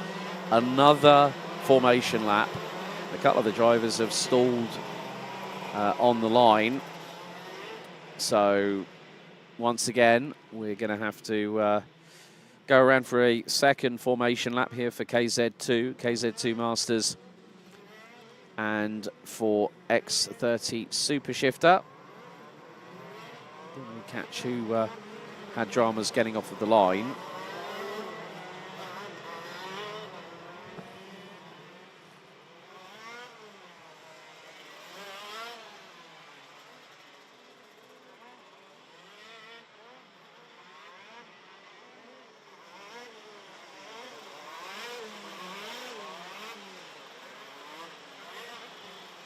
It's the most physical, most brutal, but most satisfying and challenging category in karting. And you look at the who's who have been through these ranks and have taken titles. It's one of the categories that I really got an opportunity to experience last year through another championship, Chrono Karting. Shout out to Gabby and Ton over there in Eindhoven. And it just really gives you, it's that full adrenaline package. But more to the point, it is the most physical and mentally demanding class within karting. You have got to be picture perfect. You've got to be inch and millimetre perfect when it comes to gear shifts, when it comes to braking, when it comes to turning the kart in, accelerating out of the corners. And when these karts can go from 0 to 100 kilometres an hour, in about the same time as a Porsche 911, that's acceleration and a half. And that's why we do the standing starts, because the amount of torque going through the back axles is phenomenal. So, Kevin Stehauer and Jens Strohe line up on the front row. Daniel Tenbach already in position in P4. And there's Renzo Alibax for the Henze Racing team. Jaden Teen and Louis Esser line up on row 3. Elkier and Van Meert, row 4. Kamen and Koster ran out the top 10. So we wait for the green flag at the back of the field. Green flag is shown. Now it's time to get yourselves into the zones, drivers, because we are ready. Revs rise and lights are out. Oh, big wheel spin and a tank slapper for Jens Strohe off the line, but a whole shot again from Kevin Stehauer. And a couple of drivers languishing at the bottom end of the field. But Kevin Stehauer on the 411 Birolart got the jump. Jens Strohe nearly spun himself around. The amount of big torque that was going through that back axle of that Croc Promotion chassis. But he kept it together. Alibax in third. Tenbach, Teen, Elkier now up into 6th. Van Miert now up into 7th. Louis Esser has dropped a couple of positions, now rounds out the top 8 with Rick Hartmann from Germany moving up 3 places on the opening exchange to now take 9th ahead of Niels Koster. Julian Kammen's dropped to 11th. As they come through Escargot, they break the timing beam through sector number 1. And Kevin Stehauer was 79 thousandths faster than Jens Thur in terms of the lead. That is absolutely next to nothing. Across the line we go to complete the opening lap. And it's 0.2 of a second. Scramble here. Oh, and a tangle. And sideways, that's the 4.68. Rick Hartmann from Germany. Oh, it was a pinch between 3 drivers. They sandwiched each other. And Rick Hartmann got spat out to the left-hand side on the outside of the entrance into turn number 1. Jens Thur looking menacing. Right to the wheel tracks of Kevin Stehauer on the run to Chemin de Fer. And just behind them, Renzo Alibax and Daniel Tenbach continue their battling. Jaden Teen still holding station in 5th place. Anders Elkier still in 6th. Sita van Miert now up into 7th. Rick Hartmann will drop significantly down the order.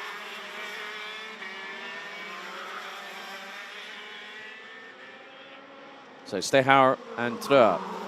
Alibax, fastest lap of the race, 54.752. Rick Hartmann drops all the way down to, I think, oh, and that's dramas for the 6.49. That is Tristan Bellon in Super Shifter, backwards around. And, well, that is a real shame. So that, I'm wondering if the back axle might have seized. It happened in the middle of turn 1, and he knew it. Yeah, he banged the steering wheel in frustration. And Tristan Bellon was a passenger after the back axle locked up. Looked like it was a possible engine seize. And that was all she wrote for the 6.49. Meanwhile, at the front end of the field, Renzo Alibax has been chasing and closing in on the 2 in front. Yellow flags into turn 1 because of the stricken cart of Tristan Bellon, so no overtaking permitted. And they can get back under green flag racing conditions through after Marshall Post 2 on the exit of turn 1. Now, last year was running on CRG machinery. This year has switched to Croc Promotion. Renzo Alibax is really starting to close that gap now. It might be increments per sector, but 54.303. It was 0.2 exactly quicker to the decimal point than Kevin Stehauer. It was over a 10th quicker than Jens Thur. The gap between them was 0.7 of a second. And it looks like that has closed again, but probably to about 6.5 tenths. So the top 3 really starting to close in on each other. More to the point, well, it could be a case of not if, when does Jens Thur pull the trigger and dive up the inside, or maybe even go around the outside of Kevin Stehauer.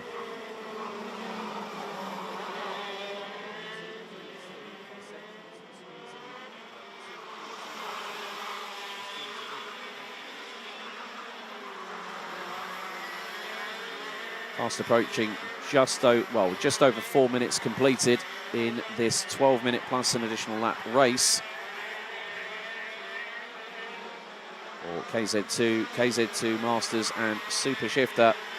So Tristan Bellon out of the race after the back axle switched ends with the front and ended up going backwards at turn number 1.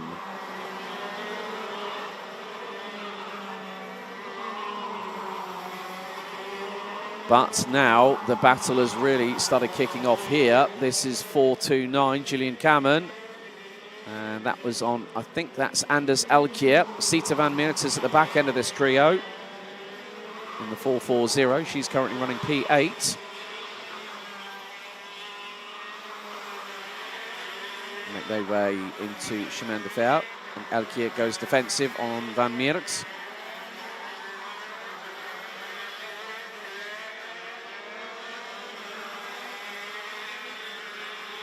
Fast approaching half-time in this last super heat of the 2025 Karting Champions League Winter Series here at Mariembourg. battles up and down the order. 15 of the 16 starters continuing to circulate at this circuit, which first opened back in 1987. Can you believe that? 38 years ago. Actually, no, it's more like it's quite, yeah, it is nearly 40 years ago. But a lot of history, a lot of international competitions have taken place here, including, of course, the Iame Series Benelux Championship, Iame Euro Series, amongst others. There's also had the International Open for Iame here a few years ago. We come down towards the final 5.5 minutes, plus an additional lap, and still the stability, not stalemate, stability of this race is continuing onwards. Jens Stroh has the fastest lap of the race on a 53.811, so we are seeing drivers in the top 4. Well, all drivers in the top 4 have gone sub 54 seconds. Jaden Teen, who's running P5 at the minute, currently his best effort is a 54.408, is running consistently in the mid-54s.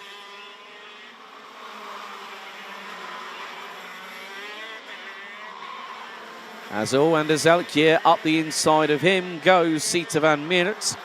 And there's a little bit of a touch between the pair heading into Escargot, but Van Meert holds her ground.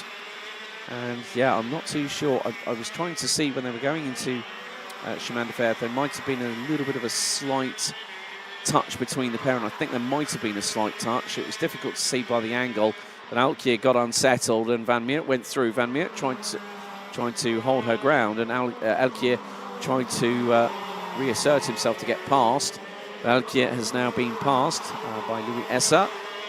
Esser has got through in the 409, so the German driver now up into P8 as a direct result. 9/10 of a second cover the top 3, so Stehauer, Treur, Alibak, Stenbach and Teen. None of those drivers have moved up any places, so Stehauer is exactly where he started. Jens Stroh, however, is starting to push. He's just gone nearly a 10th quicker in the opening sector of this lap, on lap 9, and it's the fastest of anybody in this race. Now the gap's gone down to 0.181. Renzo Alibak's exactly a second to the decimal point behind Kevin Stehauer. Jens Stroh, new fastest lap, 53.658. The only driver to dip underneath the 53.8 second barrier. Stehauer's close to it. So is Alibak's. Tenbach has only managed as best of a 53.989. But the chess game continues here between the top 2.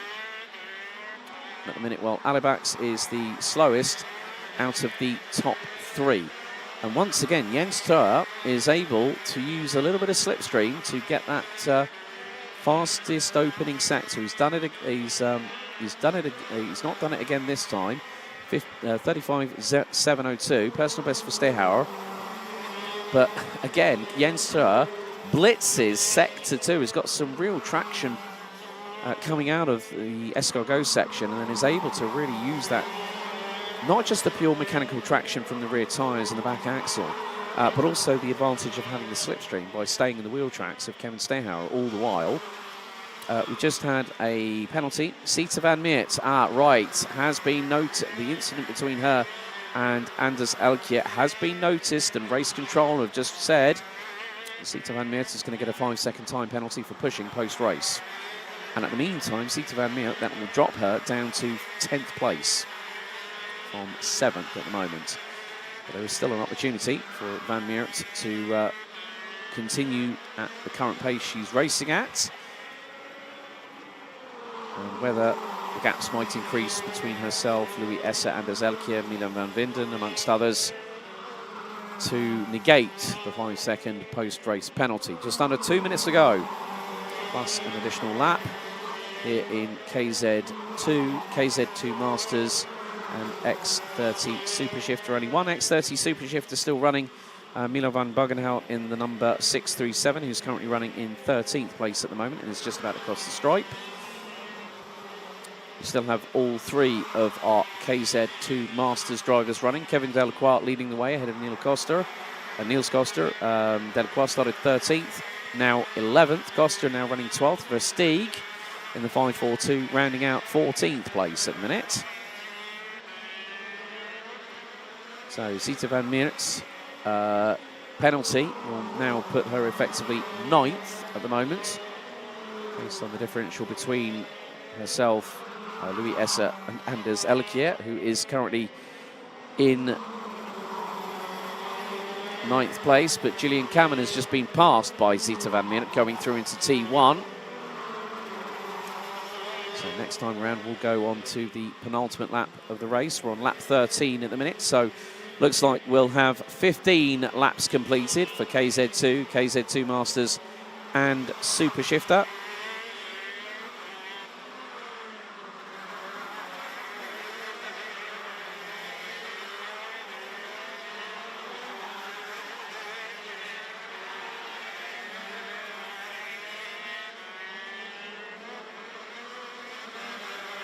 So leaders have crossed the line, and the gap between Kevin Stehauer and Jens Tur going on to the penultimate lap here on lap 14 is just a fraction under a tenth and a half. And there they are coming out of turn number 2. So Jens Tur is going to wait for his opportunity. Kevin Stehauer does not open the door at turn 3, which can sometimes be done when you try and carry that momentum through that corner. Through the 90 left at 4, through 5 at the fast right-hander.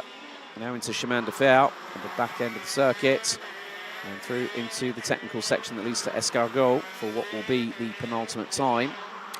Stehauer this time is a tenth, well, is slightly quicker than Jens Tur, but we'll have one more lap to go. And who is going to be the winner of this one? Kevin Stehauer has had 3 wins so far out of 3. Will he make it 4 in a row? Last lap underway, 1,366 metres still remaining. Jens Tur still waiting for that opportunity. He can't wait for much longer. He's got to make that opportunity work for him. Now through into turn number 3. Again, Stehauer goes defensive. Stays a bit more central on the approach into turn 3 for the final time. Through 4.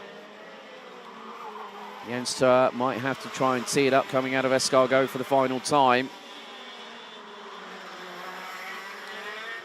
Out of Chemin de Fer they go. There's Renzo Alivax.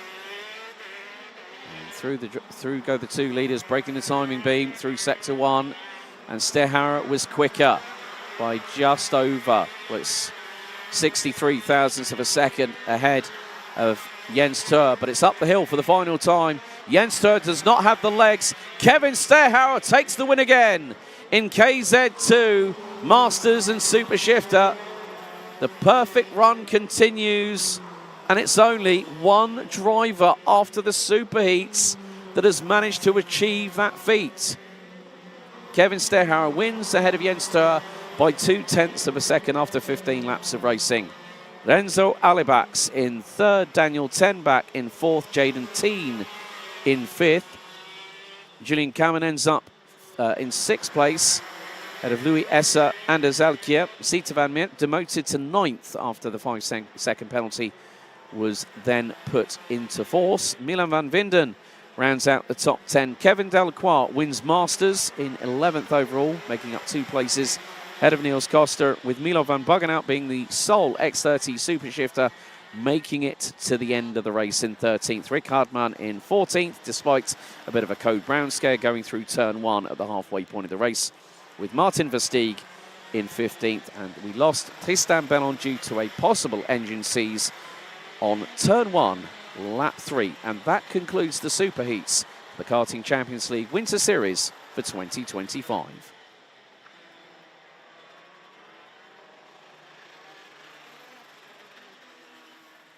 Well, ladies and gentlemen, the Super Heats are at an end. We've finished a little bit later than planned, but very shortly here at the circuit, we'll be getting underway with our drivers' presentation. So I'll be heading down there shortly to get the drivers. Just a reminder to all X30 Senior, Junior and Mini drivers, if you're not already down in the dummy grid area, please make your way there now with race suits and race helmets. They are mandatory. Obviously, just a reminder for KZ2, KZ2 Masters and X30 Super Shifters. We'd like for you to join us as soon as you can, as soon as you've gone through the weighbridge, as soon as you've gone through technical for our official driver's presentation. Folks, on the live stream here, we'll be back just before 2:45 local time this afternoon at Karting de Fagnes in Mariembourg as we set the scene and the battleground for to find out who will be our 2025 Karting Champions League Winter Series champions here in southern Belgium. See you in a bit.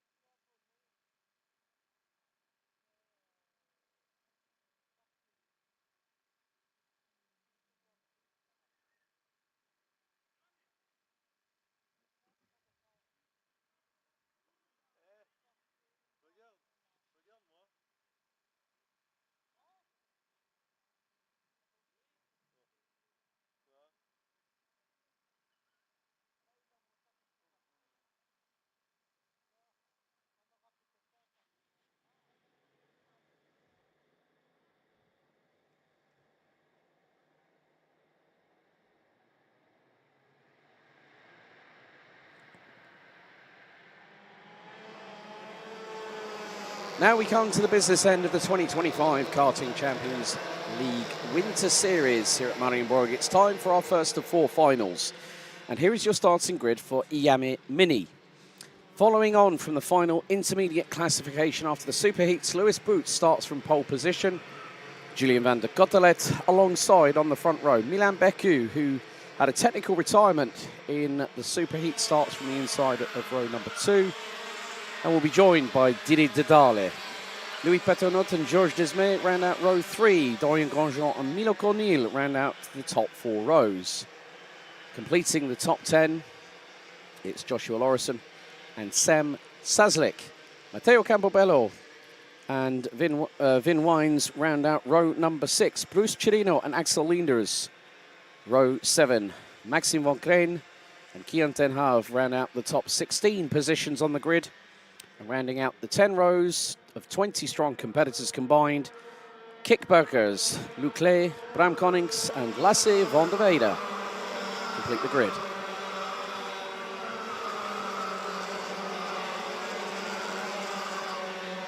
We now head on to the official formation lap. And up for grabs for the winner and the pride of becoming the inaugural Iame Mini Karting Champions League Winter Series champion, a ticket, a golden ticket for the Iame Warriors Final, taking place later on this year. And that will be in the Cartodromo Lucas Guerrero in Chiva, just outside of Valencia, later on this year. Second and third will have a guaranteed spot at the IWF 2025, which will take place between the 27th of October and the 1st of November.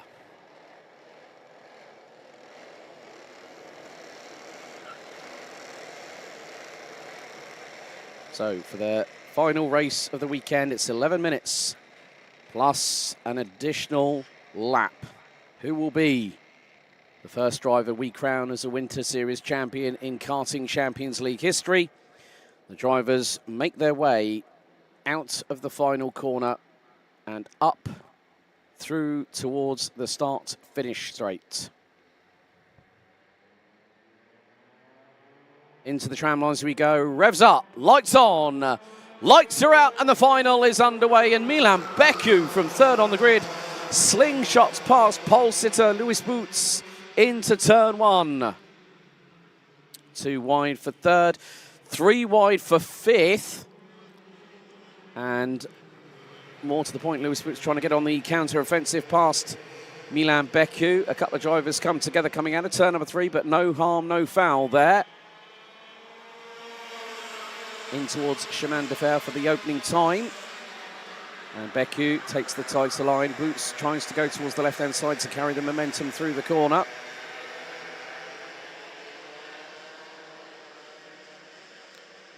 And Boots is really pushing Becu quite hard at the minute as they come out of Escargot. But very shortly will have completed the opening lap. The top 2 starting to mount an early breakaway.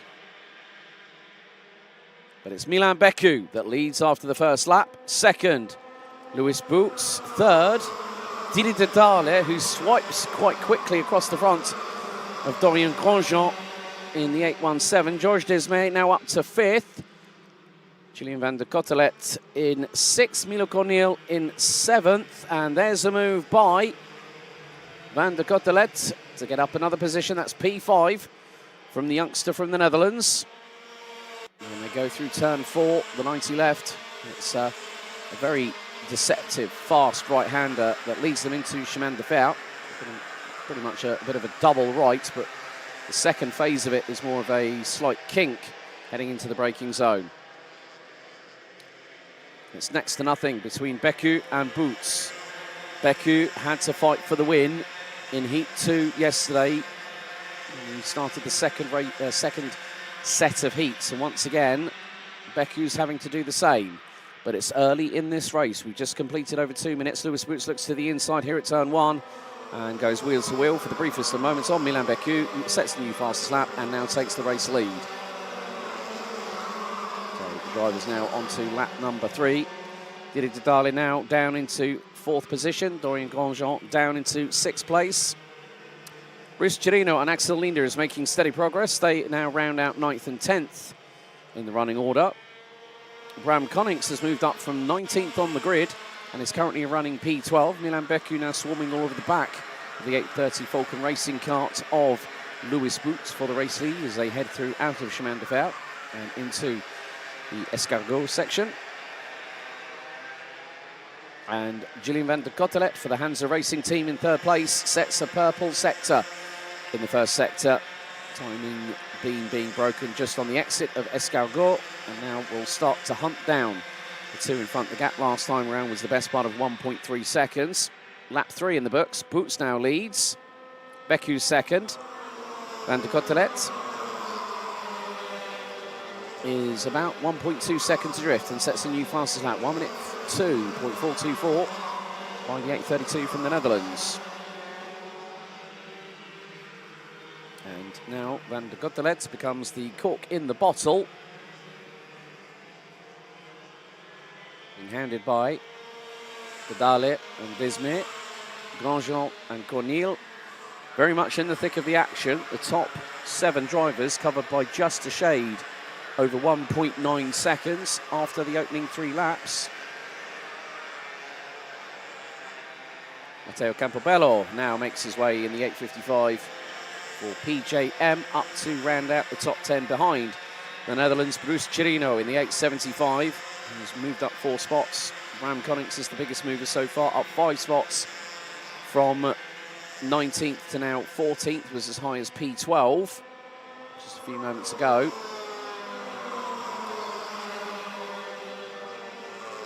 But a lot of slipstreaming and conserving tyres and maybe a little bit of fuel. Right, 855 has just been pinged with a 3-second penalty for braking formation with 2 wheels out of the tram lines. As Desmet looks for a move on Dedale, does not get through, and then trying to go around the outside is Dorian Grosjean into turn 5. Joshua Laurisson has tumbled all the way down to 19th position ahead of Bram Konings. So it looks like the two might have had a slight coming together, and it dropped them unceremoniously towards the back end of the field.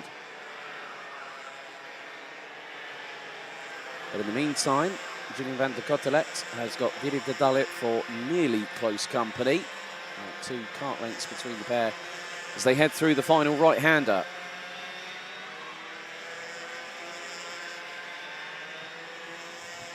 So we are approaching half-time in this race. As Dedale goes a little bit defensive, I believe, as Desmet has got through. Desmet is ahead of Grosjean. And between Desmet and Dedale, it's about 9/10 of a second. The leader's still lying astern. It's not gone higher than 1/10 of a second between Louis Boots and Milan Beku over the 5 laps that have transpired so far.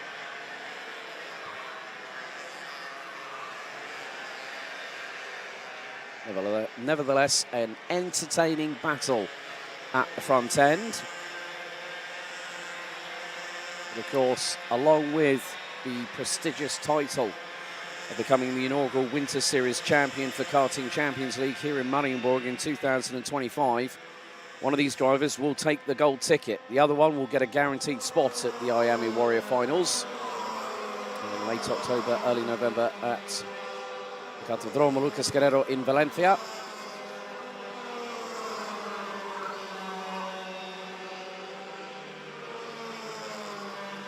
And things have stabilised between Boots and Beku for the meantime, as well as Van der Cotelet in 3rd and Dedale in 4th. Dedale, new fastest lap without setting a purple sector in either the first or the second one. Puts in 2 personal bests and puts in a 1 minute 2.112. Quicker than that is Milan Beku. Oh no, slower. The next quickest driver is Milan Beku. Then it's Louis Boots, the race leader.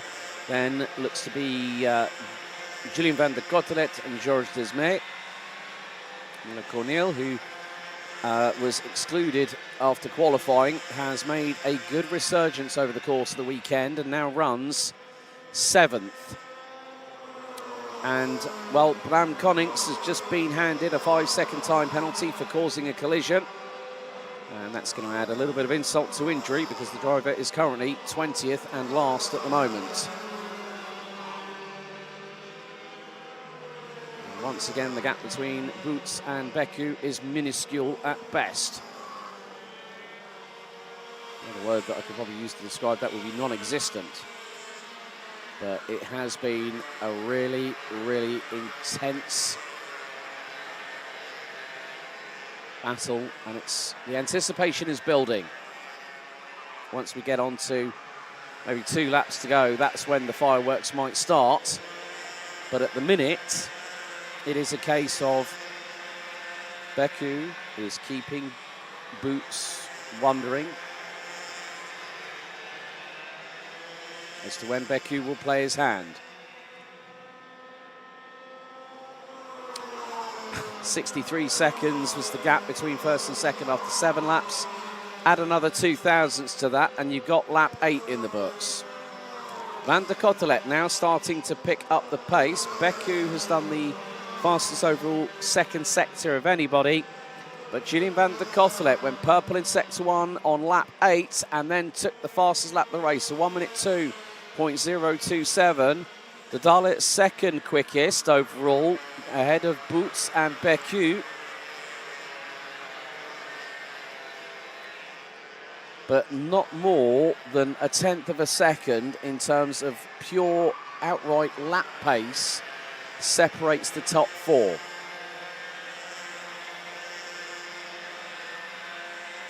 Into the final right-hander we go again. And Beku effectively is kind of NASCAR bump drafting behind Boots, but Beku shows his nose to the left-hand side of the Falcon Racing driver and dives to the inside on the beginning of lap number 10. Beku decided that was his chance to pull the trigger, and he went for it and got the race lead. But in this kind of situation, a longer time on the clock means your strategy's got to be very, very different. Lewis Boots looks up the inside at turn 4, retakes the lead. A great, intense battle. Next time around, we should be starting our penultimate lap of the race.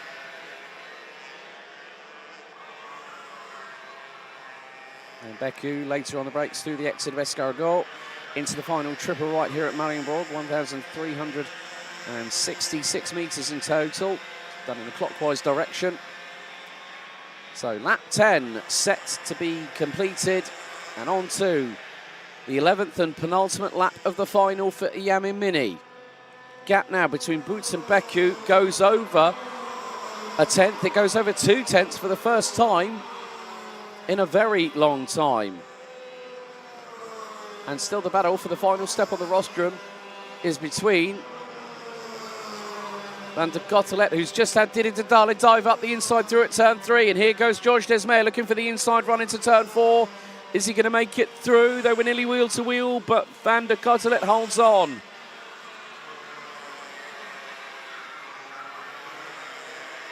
So the timer now expires, and 12 laps is the distance. And Milan Beku starting to push and go for it. Just over 1.4 kilometres remains, and Milan Beku dives up the inside through the final right-hander on Lewis Boots. 1.366 kilometres remains. Beku goes defensive. Boots switch to the outside, tries to turn in. Beku defends. They make a bit of a clash. Right front to left rear. Beku goes defensive into turn 2 for the final time. Boots trying to get the overcut. He dives to the outside, through at turn number 3, still keeping the throttle pinned in. Beku looks left, doesn't see him there, looks to the right, sees him there to the outside, and Beku still holds his line through turn 4, in towards Chemin de Fer for the final time this weekend. A little bit of a rub of bumpers between the pair, and Boots is back through again. Beku trying to go right, goes left, and in towards Escargot, retakes the race lead. Incredible composure from these two young drivers. It's going to be a run to the line. Beku goes to the inside, boots to the outside into the final right-hander. Now the over-under, now the switchback. And Boots and Beku going sidewall to sidewall. But Beku on the road will take the victory. Don't celebrate too early. Beku wins it by 46 thousandths. Milan Beku, heartbreak in the superheats. And by probably from the front of the bumper to the front axle, Eichmann's Grand Prix and Milan Beku take the win by 46 thousandths. And what a battle between Milan Beku and Lewis Boots. There was a little bit of rubbing between the pair on the final lap, but that was completely understandable. Beku now realizes it sinks in. He started celebrating just before they crossed the stripe, but Boots, if he'd had another 100 meters, would have won it. Milan Beku provisionally becomes your inaugural Iame Mini Karting Champions League Winter Series champion, and thereby books his place at the Iame Warriors Final 2025 with a golden ticket. Lewis Boots and Julian van der Kottelet provisionally round up your top three, both taking a guaranteed spot at IWF 2025. Dorian Grandjean, Milo Cornil, Louis Peternot, Vin Wines, Sam Saslik, Bruce Chirino and Matteo Campobello round out the top 10. Axel Linders, Kik Burkers, Maxime Van Kreen, Joshua Lawrenson, Lasse van der Weide, and there we see Dire de Dale's kart unfortunately stricken by the side. Looks like there was an incident on lap number 12 between Dedale and Desmay. They unfortunately retire on the final lap.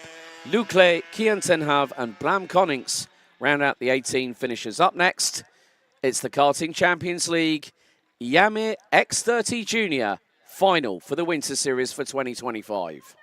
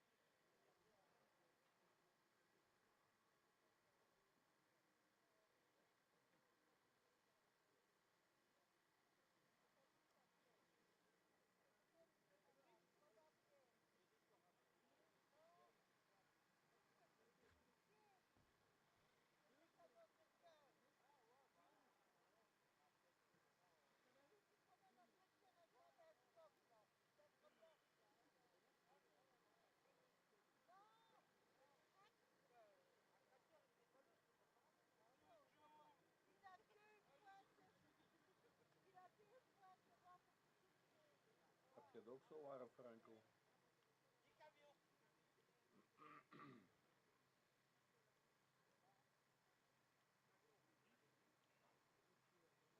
Heb je het ook zo warm?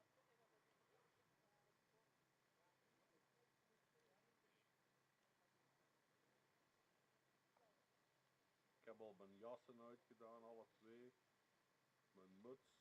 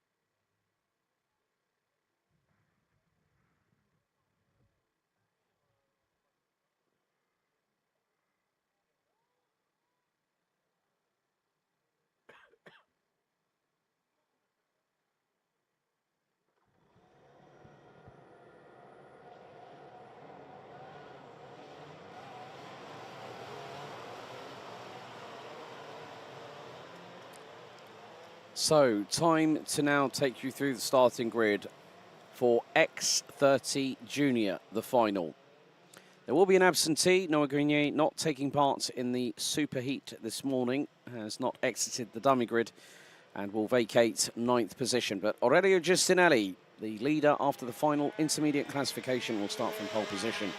Will be joined on the front row by Henze Racing's Adam Vida. Fusion Motorsports' Stig de Rademaker will line up on the inside of row number 2 and will be joined by Timio Pifla from RSD Karting on row 2. Antoine Duval from Euro Karting will be joined by Alexandre Poit from Victory Lane on row 3. Bink van Scheindel and Ludwig Granquist round out row number 4.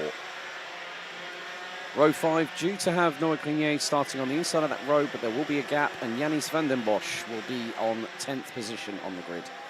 Lucas Pellizzari and Antoine Boots ran out row 6.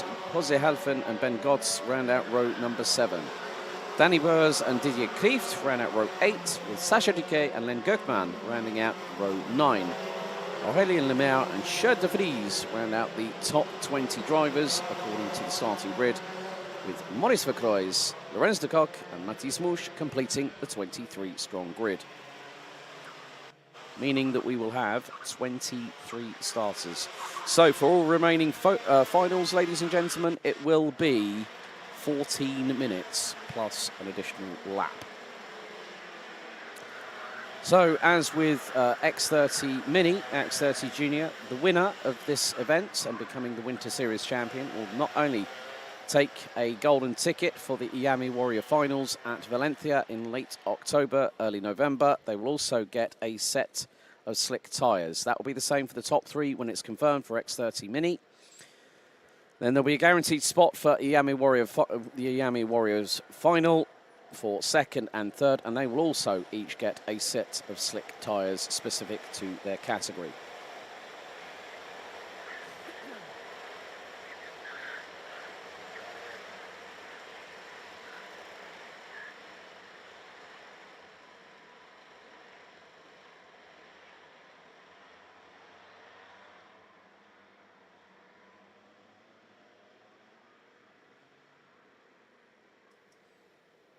So the drivers need to get into formation very, very quickly as we head into the tram lines. Drivers instructed to slow. Revs up. Lights on. And lights are out. We're underway in the final. And a bit of a wide sweep around the outside. Goes Aaron Vida. Steamrolls his way to the race lead. And Aurelio Giustinelli finds he's been passed around the outside into turn 2 by Stig de Rademacher. There's a 5-kart scramble coming out of turn 2. One gets shoved wide.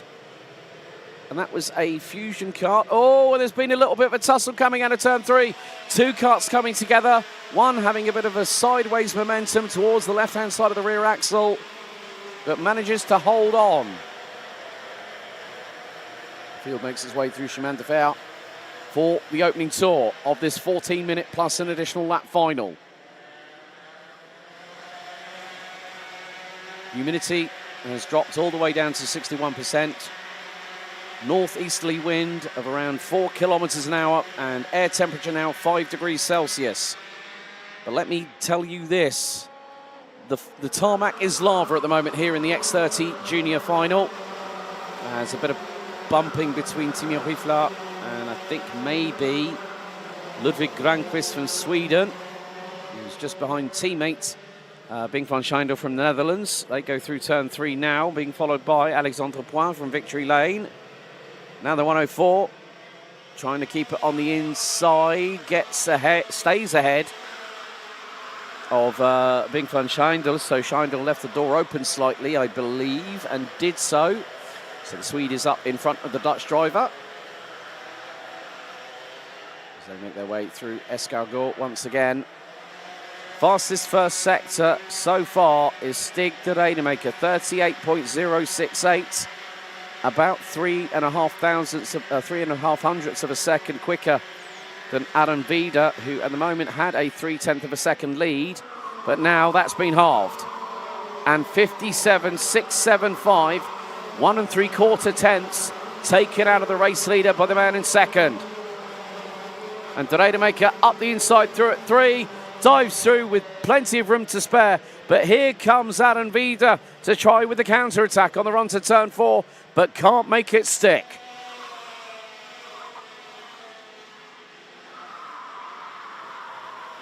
Into Chemin de Fer, they go again. And this is going to allow the likes of Aurelio Giustinelli and Antoine Duval to close the gap. Duval, unfortunately, having a technical drama and retiring in the latter half of the superheat earlier on. Giustinelli's just gone purple in sector 1. Duval has set a personal best. De Rademacher has set a personal best. And Vida, this time around, was about half a second slower in the opening sector. Now the gap has gone from 0.15 of a second in the favour of Vida, and that's a 0.4 of a second swing in the favour of Stig de Rademacher, who leads by a 1/4 of a second. Giustinelli now gets the gap between second and third to a second, having just posted the fastest lap of the race. And there is Panama's Jose Halfin challenging Yannis van den Bosch for 9th place. The Panamanian driver's done really, really well this weekend and has improved race by race. Biggest movers at the moment, Aurélien Lemaire started 19th, now 14th. Maurice Vercroys up from 21st, now 16th on the road. And we are fast approaching the conclusion of the opening 4 minutes of this 14-minute final. And de Rademacher and Vida line astern. New fastest lap by the man in second. Into turn 2. And into 3. Vida just keeping de Rademacher guessing. Keeping his playing cards close to his chest. And when he says, well, I've got 4 of a kind, then it could be game over. But there is still plenty to go in this race. If Giustinelli and Duval start picking up the pace, which they both are doing, well, 37.3 by de Rademacher, fastest purple. Antoine Duval has just answered that with a 37.185. The son of WRC driver and also Rally Australia winner Antoine, and the grandson of René, who also was known very well as a rally driver. Antoine Duval, showcasing that the Duvals are very, very happy on tarmac as well as on varying different surfaces. But Duval really putting Giustinelli under pressure. New fastest lap of 56.616 for the driver, the 123 from Euro Karting, as they go through into turn 5. Now it's got to be a case that Duval has got to get through on Giustinelli. Might wait until the start-finish straight to try and have that slipstream and get through on the 136 from RSD Karting.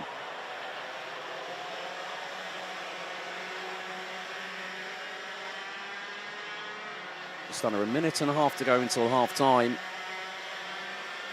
And Duval has the slipstream. Now the closing rate of speed happens as Adam Vida passes Stig de Rademaker like he was standing still on the start-finish straight. Duval serves one up the inside and gets through on Giustinelli for P3.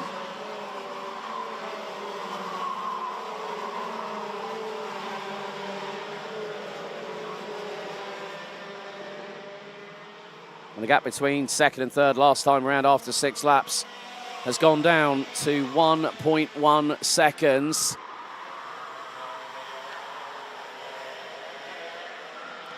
Okay, Ben Gotts has just had a 5-second time penalty issued by race control, having been designated as pushing.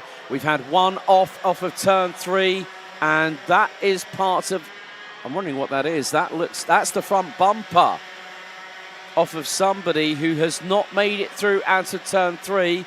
Could have been a 3-wide moment. So driver is on their own feet. That's a good thing to see. And what's more, not only is Antoine Duval and Aurelio Giustinelli now closing in, they've got to Aaron Vida, and Duval through on the inside at turn 3 for second.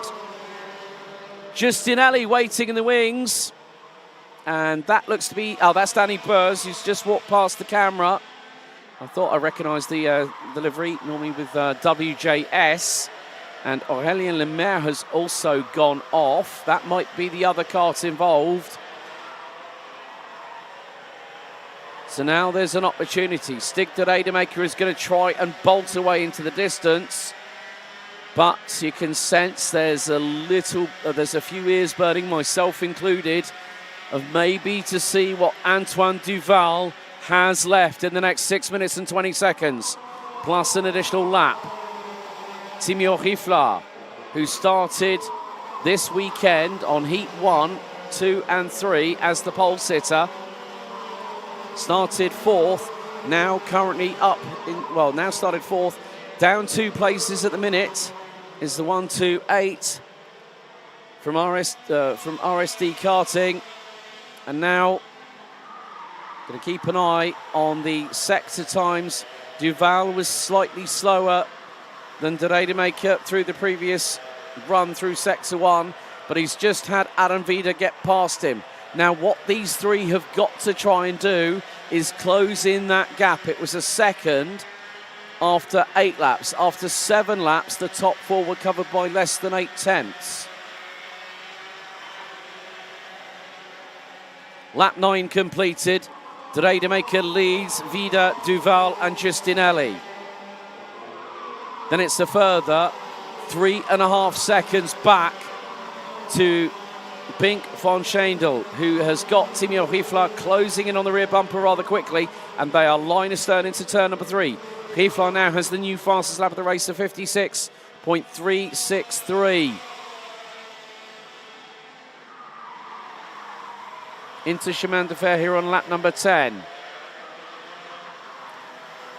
There is still an opportunity for these drivers in 2nd, 3rd and 4th to close in on the race leader. Stig de Rademaker made an impromptu appearance in X30 Junior late last year in October when Iame Series Benelux held their season finale and hit the top step of the podium. I had a chat with his dad earlier on this weekend, and he said, yeah, Stig always says that I'm frightened. Well, if it's good nerves, you know, like butterflies in the stomach, then that's fine. And he said, well, he's still a pain in the backside anyhow.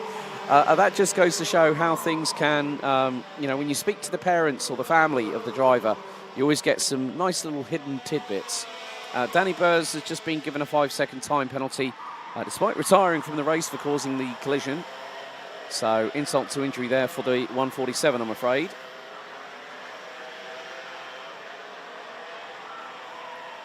But the gap between the top four still is at 1.1 seconds. Now, the big question is, has Timo Riefler gotten up into 5th place past Pink van Schijndel from the Netherlands in the 107? Go on to lap number 12. De Rademaker's lead was 8/10. It's now 0.58. So De Rademaker's last lap, 56.671. Vida, 56.421. Duval, 56.484. Giustinelli, 56.434. Vida and Giustinelli set personal bests. Duval 17 thousandths off of his personal best of the race so far. And Riefler is ahead of Van Schijndel and is quicker than the four in front. But the gap's quite monstrous, 3.5 seconds to try and close in on this quartet at the front end of the field. And now De Rademaker is being reeled in, hook, line and sinker by the three behind. So we could have a grandstand finale for this X30 Junior Final. Antoine Duval. Oh, and Stig De Rademaker's slowing. De Rademaker slowed on the start-finish straight. And straight away, Duval and Giustinelli went right past the 116 from Fusion Motorsport. And De Rademaker had to pull to the left-hand side of the start-finish straight. Oh, he's frustrated. Yeah, he's not getting the drive he needs. Oh, this is drama. Stig De Rademaker, heartbreak in the superheats, and now in the final, he's off of the top three. He was leading until he went across the start-finish straight to start lap number 13. And now it's going to be a one-on-one at the minute between Adam Vida and Antoine Duval. Stig De Rademaker in the opening sector. Get this, 38.047. Duval was the quickest with a 37.220, was 8/10 quicker because of that drama. And now Duval is sizing up Vida. Won't chance it through 3. Now into 4. De Rademaker is dropping back. Oh, that's a real shame. He's going to try and get it to the checkered, but he's got Riefler and Van Schijndel closing in. Heartbreak for the youngster from Belgium. De Rademaker in contention, and now it's fallen away very, very quickly indeed. He's going to do his best to hold on to 4th place, but even a win, even a podium is out of sight for the youngster from Fusion Motorsport. 2 more laps remain. On to lap number 15 we go.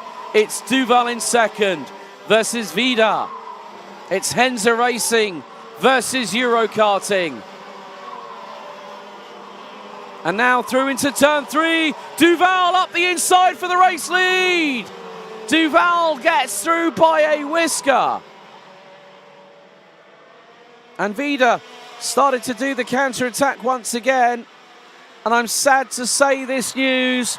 It's heartache again. 2 races in a row. Stig De Rademaker retires from the race lead. And now we have 1.36 kilometers, 66 kilometers to go next time around. And it's one of Eurokarting's very own who's going to lead us on to the final lap. It's Antoine Duval, Adam Vida in second. Last lap underway. Vida gets through. And the thing was, Duval was not going to fight it that much because he knows that Vida's now the one that's going to have all the pressure on his shoulders on this last lap. And through into turn 3. Now into 4. Giustinelli is closing as they head in the run towards Chemin de Fer at breakneck speed for the final time. Vida defends from Duval. Justinelli could factor into this. If we go 3 wide across the line, it's going to be a tough one to call.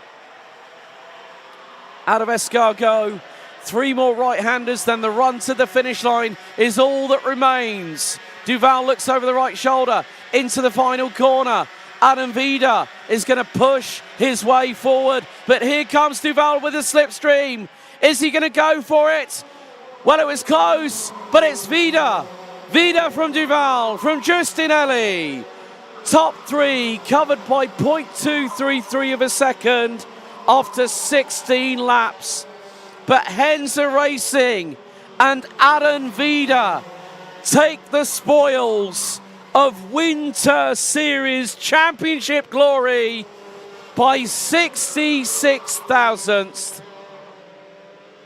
Vida takes home provisionally the Winter Series title in X30 Junior, and with it a set of slick tyres and a gold ticket to the Iame Warriors final in 2025 later on this year in Valencia.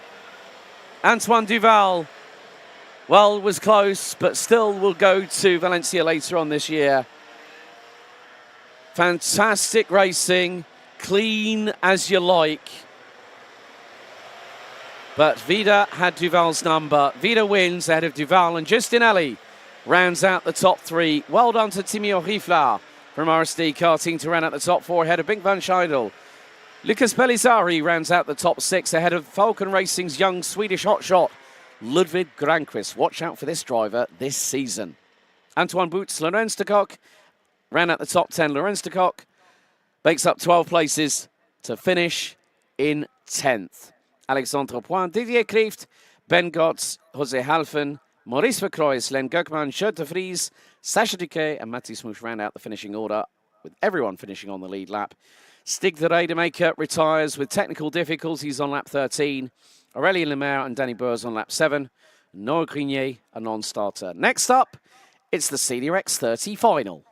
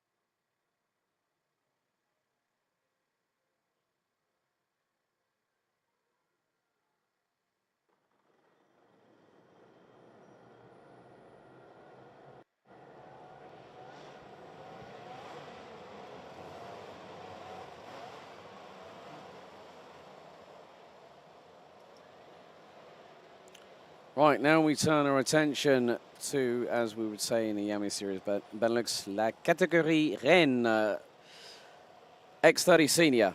It's time for the final. The top 36 drivers out of 41 made it through to this final stage of it. And up for grabs for the winner. It's a test day with MP Motorsport in a Formula 4 car, a gold ticket to Iame Warriors Final 2025, and a set of slick tyres for their class. Also, a set of slick tyres will go to the drivers in second and third, and those drivers will also get a guaranteed spot. But here's your grid. Kevin Lantinga starts alongside Alessandro Tudiska on the front row. Row 2, Matthias van der Kerkhoff and Devon Hagland. Matthias Marschalz and Quinten van Leeuwen, row 3. Tristan Kroon, Mirko Wolters, Yanni Bouillet and Sven van der Heyden ran at the top 10. Luca Montebello, CJ Bennett, Casper Norman, Roxanne Lantinga, Luca Moulin, Tobias Norman, Charlie Gloom, Senna Meunier, Marcus Gloom and Raffaele Santacono ran at the top 20. Completing the 36-strong grid are as follows: Thomas van Vliet, Kevin Bakker, Max Hessel, Annabel Bryan, Wouter Bergano, Zino Falke, Keanu Wellens, Leon Leinsveld, Raphael Leenders, Noel van Vonveld, Mathis Renet, Joris Schoens, Caspar Delbar, Gaz Othaus, Dylan de Vos and Raphael Boulard. Rounding out the 36-strong grid. Once again, it is going to be 14 minutes plus an additional lap of the 1,366-metre clockwise circuit here at Karting de Fagnes.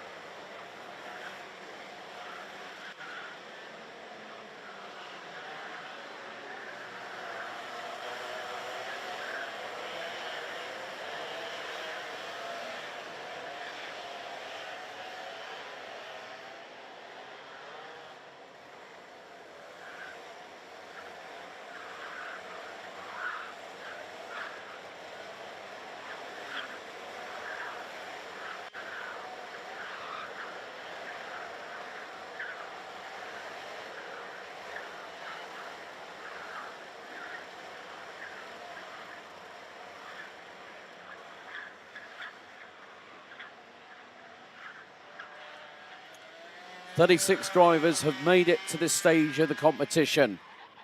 And after around 15 minutes, we'll find out who will be our X30 Senior Winter Series champion. Oh, hand up there from, yeah, so full start has been called. We're going to go around again. First indication was me seeing Alessandro Tudiska's hand going up in the air. The 265 from RSD Karting. So if we do have another full start, it will be a red flag stoppage. And then there will be discussion had by Dave Ritson, our race director, and some of the drivers down on the grid. A big thank you to everyone that has tuned in. Over 300 viewers so far at this point in the competition. Well, you know what they say. If you haven't liked, shared or subscribed, folks, please do so. The more the merrier. We appreciate your support for this first ever event through Karting Champions League. And we do appreciate the fact that you're taking time to enjoy one of your passions, which is effectively motorsport. So we will be under starters orders for the second time of asking.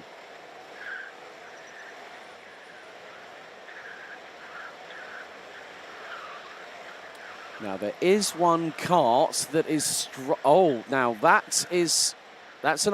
now I think that's an RSD kart that's just pulled to a stop out of Escargot. Now that is a worry at this point because we're about to get underway with racing.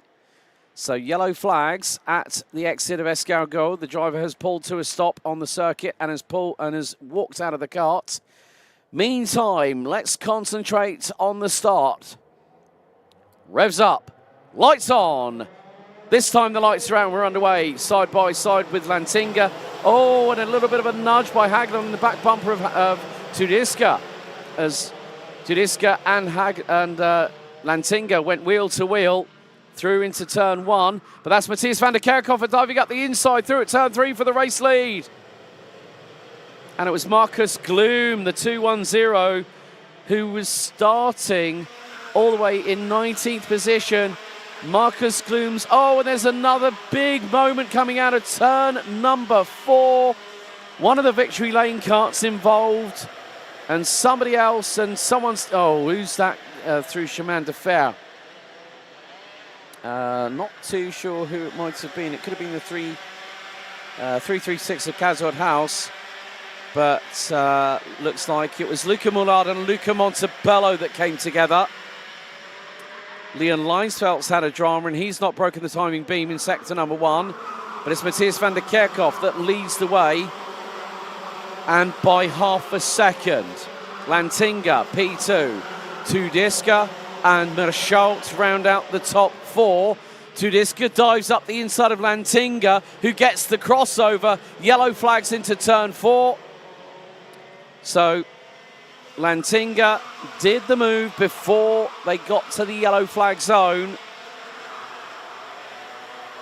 And that gave no opportunity for either to... Oh, and there was a bit of a touch. Rear to front front to rear bumper between Matthias Merschault and Kevin Lantinga. Now, bearing in mind, Matthias Merschault qualified 40th. And now he's going up the inside of Lantinga through the final right-hander. Lantinga has to run a little bit wide to give him enough racing room. And Merschault now into second. But whilst this squabbling's going on, nearly 3 wide going into turn 1. Oh, Lantinga went for the lunge, got it done. Tudiska went for it and said, right, that's not going to work. I need to hold back. And now Lantinga gets done over by both Tudiska and Hagelin. Lantinga gets back past Hagelin. So Hagelin now latches onto the back bumper of the 269 on the crop promotion chassis. Oh, and that's Hagelin around. Hagelin around, loses the back end. It swaps ends with the front. And Devon Hagelin from Fusion Motorsport. Oh, disaster for the youngster from the Netherlands. Not too sure what happened, but it was a case of the kart pirouetting on its own. And Devon Hagelin suffers big-time dramas. I think he might have lost it on his own. And more to the point, that's a real shame there. And you get to know these drivers well, and your heart goes out to them.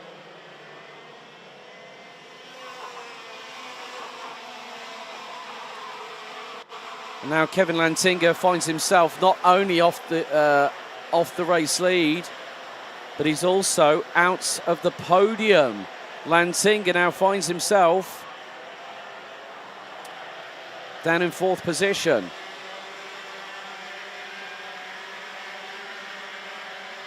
So, retirements thus far. Marcus Gloom before we went green for the second, before we went lights out for the second time. Raffaele Santacorno, Leon Leinsveld, Luca Montebello and Luca Moulard all out before lap 2. So we have 31 drivers. Devon Hagelin, kudos, young man. Got the kart out of the mud and the grass off of the approach into Chemin de Fer, and is going to use this as a good way to gain experience. Merschault and Tudiska are trying to close the gap up to Matthias van der Kerkhoff. Kevin Lantinga currently running on a mid 56.5. Tudiska's in the high 56 zeros. Merschault in the low 56 ones. And Merschault's just responded with the fastest first sector of anybody. Sam van der Heyden looked up the inside of Quintin van Leeuwen from the Henze Racing team, and now the gap was 7 tenths. And, well, Merschault thought Tudiska was going around the inside of him, and he kept it pinned on the throttle at the outside of turn 1. Gap was just under 7.5 tenths. Now it's nearly half a second. Tudiska and Merschault are hungry. They both want to be the leader of the X30 Senior Wolf Pack. And at the minute, the rate of which they are charging forward, Matthias van der Kerkhoff has got to have eyes in the back of his head right now. 8.5 minutes to go, plus an additional lap. We're down to 31 runners and riders out of a start grid of 36. Now the gap between the top three and a new fastest lap. Matthias Marschall underneath 55.5 seconds, 55.492. Well, it was half a second last time around between van der Kerkhoff and Marschall. Marschall and Tudiska now within half a second. And, well, what can you say?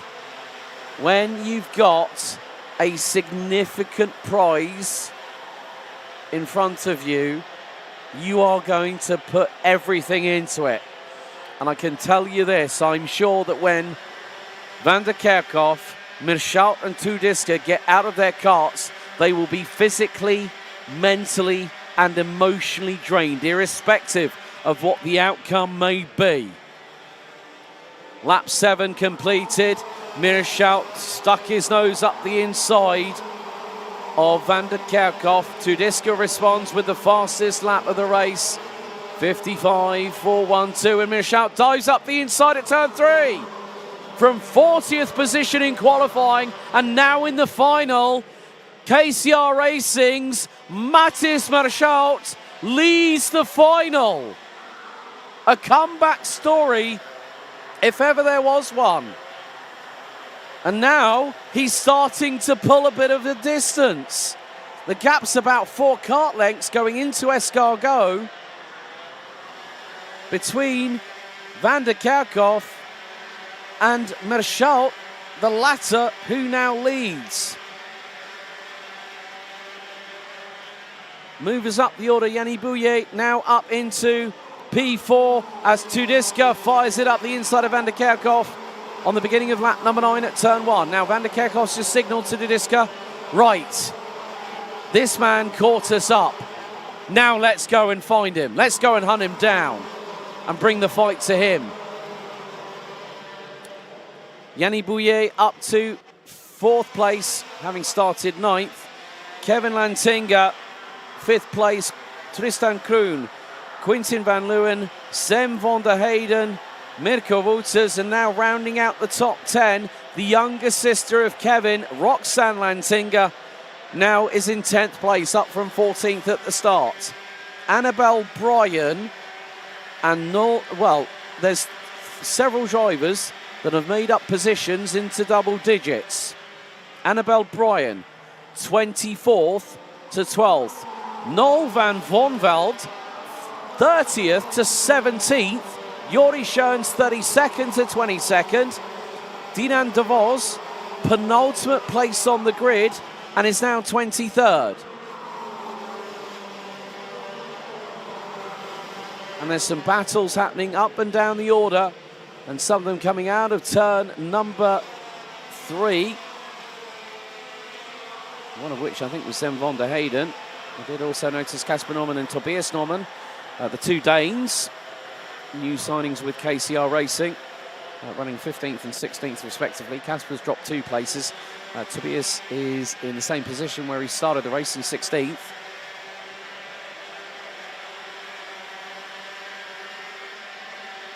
But Matthias Marschall is pulling away slightly, but keep your eyes on the man that was dynamite at this circuit just 3 months ago. Effectively, 3.5 months ago at the Iame Series Benelux Final for X30 Senior. Tudiska was a 10th behind Marschall. Marschall has just got to focus on his race, but he knows he can feel the heat behind him. He can feel that there are 2 other drivers that are within striking distance.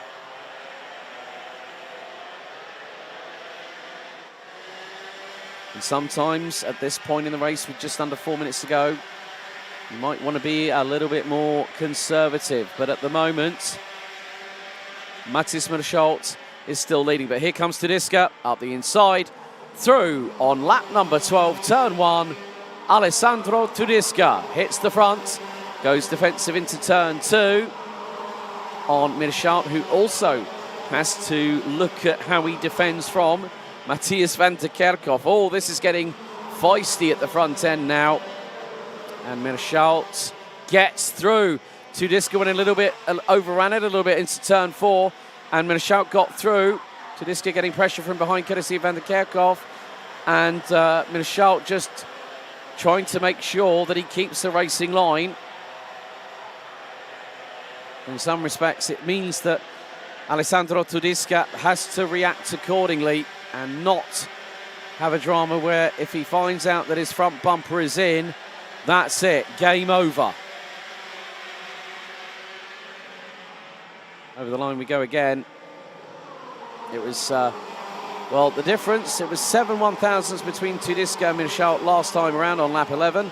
Lap 12, it swung the other way by 77 thousandths in the favour of Matthias Merschalt. All three drivers take the racing line, and a little bit wider coming out of turn 3 by Matthias van der Kerkhoff. Yanni Bouillet is only 1.3 seconds behind in the number 214. There's the PJM car in the back of shot.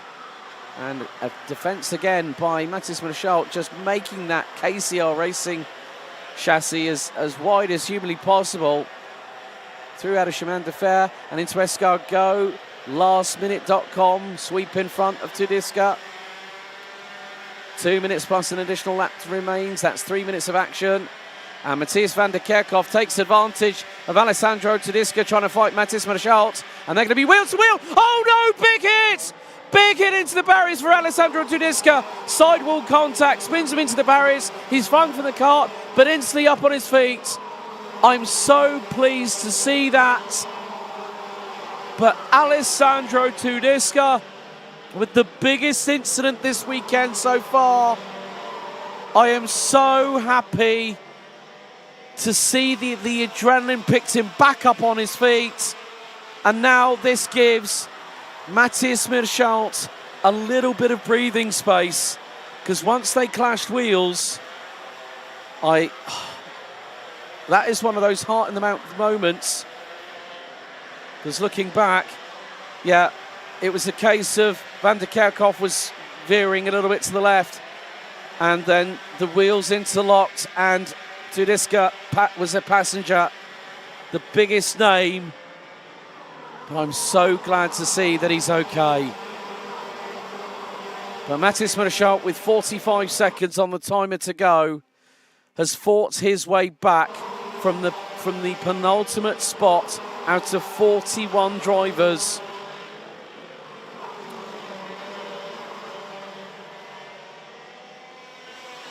And he now leads on lap 15 and is probably 2 laps away, not including this one.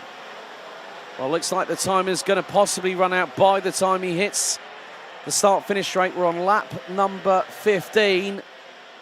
Yeah, it's going to be last lap next time around.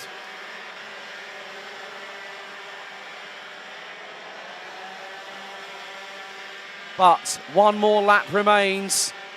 What a Cinderella story this is for the driver in the front of the field at the moment. Into turn 1 for the final time. Matthias Merschalt, the 250.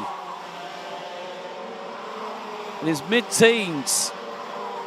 Could have thought, well, I had a chance. Made up 42 positions over the course of the heat stages, and then put himself in the right place for the superheat.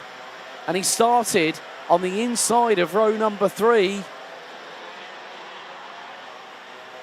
And there's a penalty going for Mathis Renet for a 5-second time penalty for causing a collision. I'm not too sure how race control will I'm not too sure if their viewpoint reference van der Kerkhoff and Tedesca. But powering up the hill, here he comes from 40th in qualifying. He wins X30 Senior from nigh on stone dead last.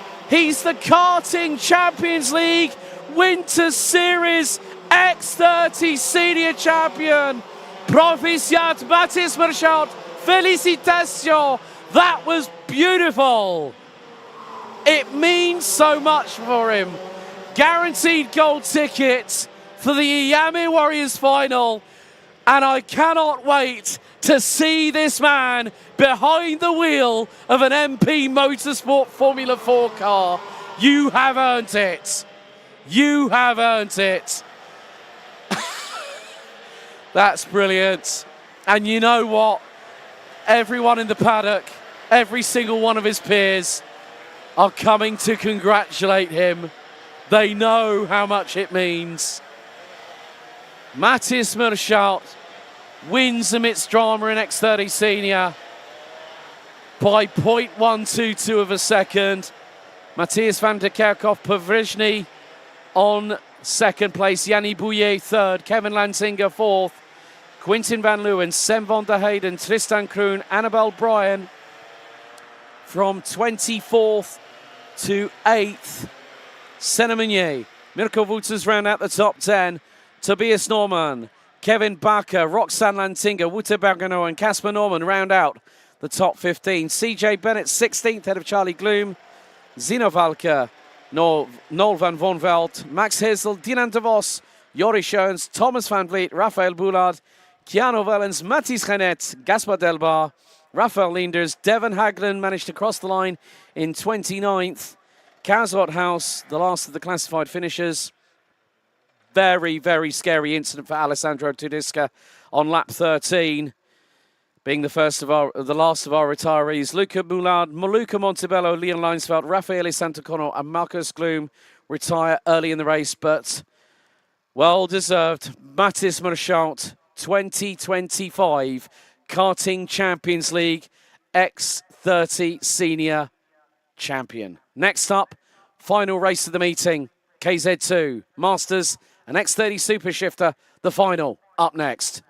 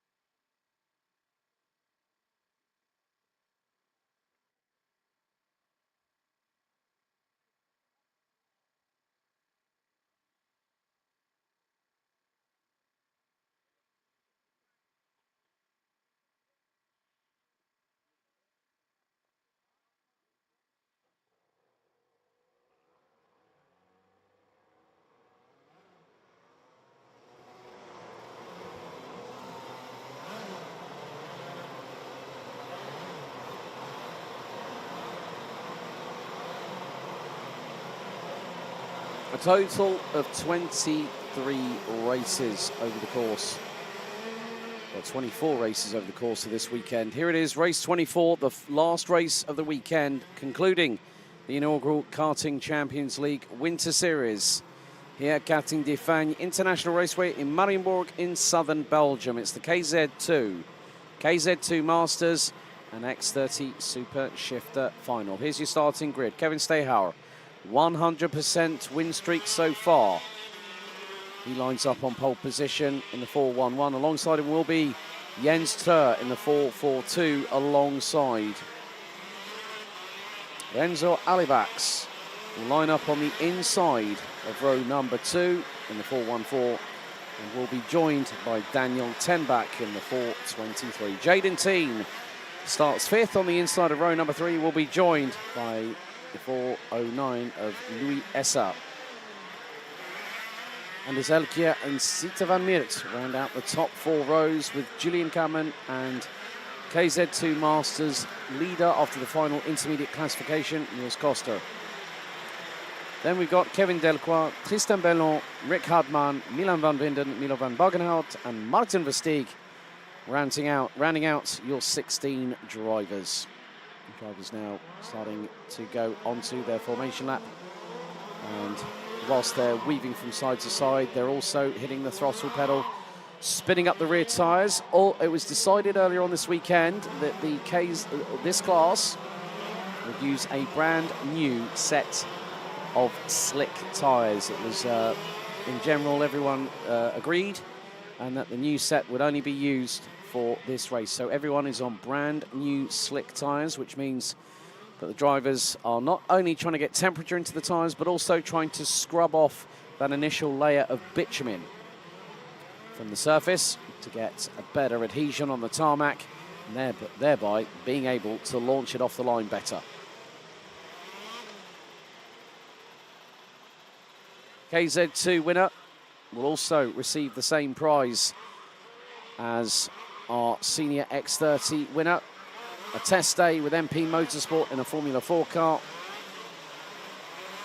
but will not get a ticket to the Iame Warriors final. That's all direct drive, but they will also get a set of Vega tyres. Second and third place will also get a set of Vega tyres. Top 3 competitors in each class will also be awarded 1 set of slicks specific to their category.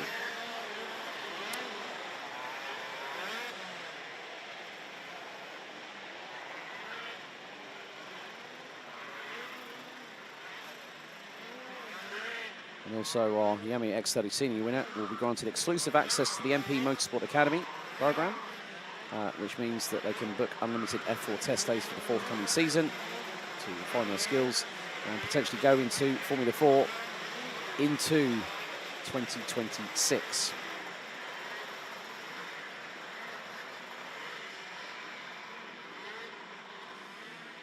And good to welcome along RMW Motorsport. So good luck to Louis Essa. Mega performance, my boy. Your first KZ racing weekend. Go, go, go, go, go. That's what we like. A big thank you to everyone that's been involved in the chat over the course of the past 3 days worth of live streaming, when we started with the heats late on Friday afternoon. But the revs build. Green flag will be raised at the back shortly.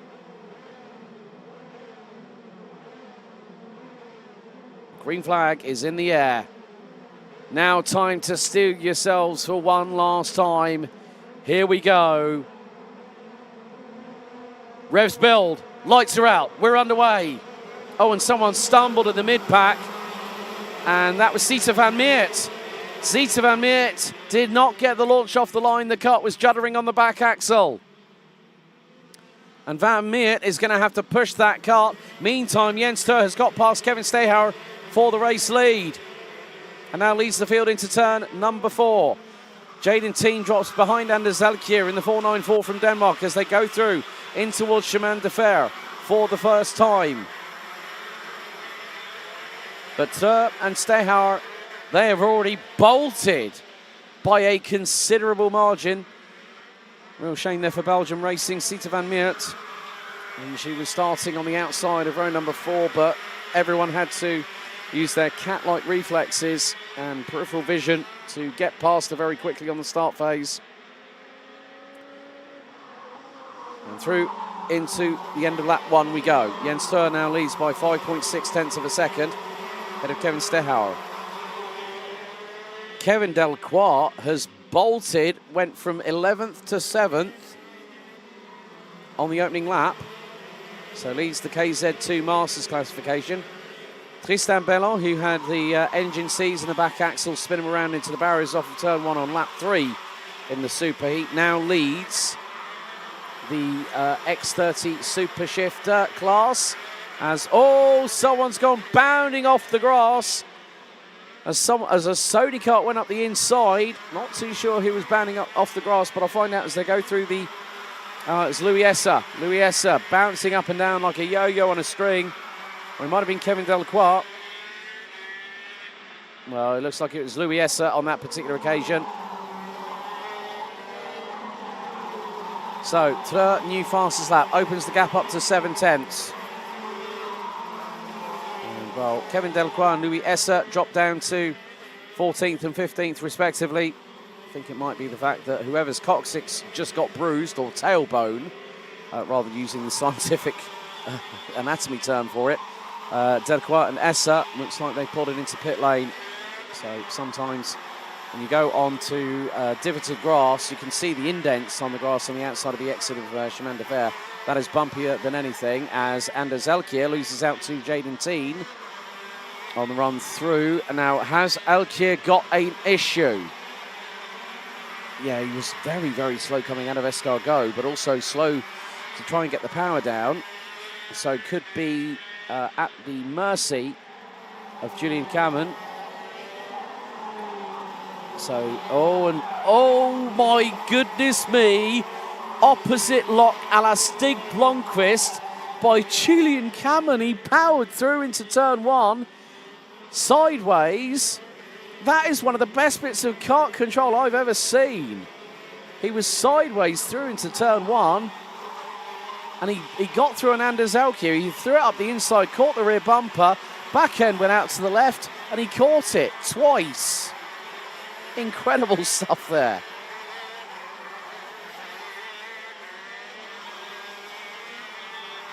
Jens Steur continuing to lead.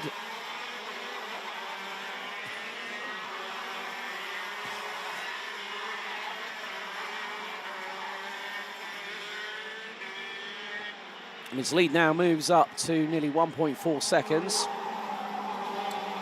And Anders Elkier now returns the favour on Julian Cameron. Louis Esser and Kevin Delcroix look to have retired from the race. Yeah, Esser was showing with the blue mark against him on the timing screen.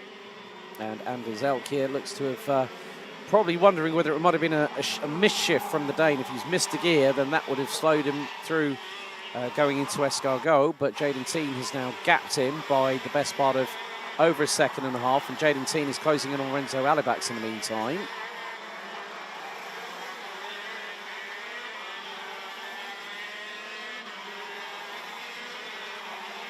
Field makes its way through out of Escargot once again. And Jens Steur, he is still leading, but has Kevin Stehauer closed that gap? Going to find out very shortly. 1.378 seconds is the distance. Daniel Tenbach third. Renzo Alibax and Jaden Teen round out the top 5. Jaden Teen is now just over 1.2 seconds behind in 5th. So we still have 14 of our drivers that started the race just 5 minutes ago, and we're still circulating. This is... Now, one thing I do want to point out here for those watching on the live stream, for those that are uninitiated to shifter class karting action, the reason why we do a standing start is just because of the amount of sheer torque that goes through the back axle. Plus also, with shifter karts, we do see sometimes that technical issues do happen, and that can put the driver at a bit of a disadvantage. So Jens Steur, new fastest lap, 54.175. Opens up the gap to Kevin Stehauer to just under 1.5 seconds. Stehauer quickest in sector 2, Steur quickest in sector 1. And Steur has gone and done a sub 36 in the opening sector. Good work there, 35.985. Stehauer quickest out of the two in sector number 2. So Stehauer losing out in the opening sector. Plus also the fact that because Kevin Stehauer is nearly the best part of his second and a half behind, it puts him at a distinct disadvantage because he's got to start really using those new tyres. And obviously there's a window in which the tyres go past their prime.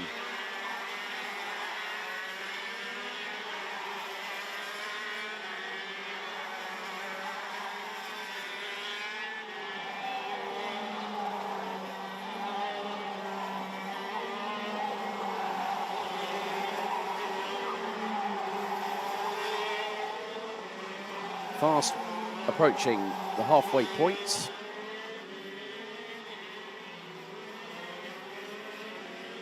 And, well, Kevin Stehauer starts responding. There's still half of this race to go.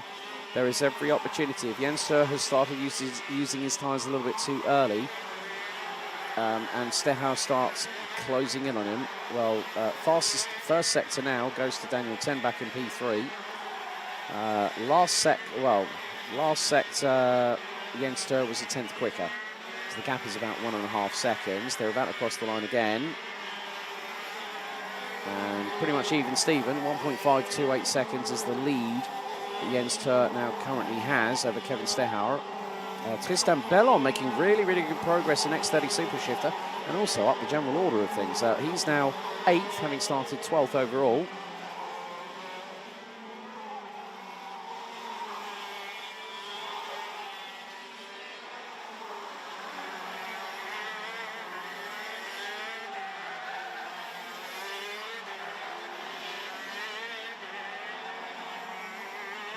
It has been the case that we've had some great action from this particular set of classes.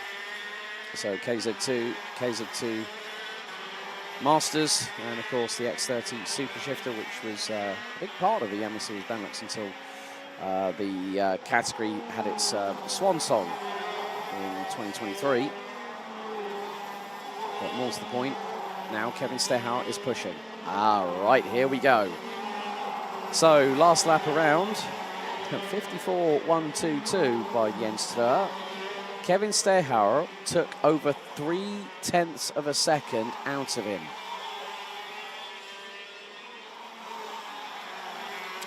So, does that mean we're going to get a grandstand finish?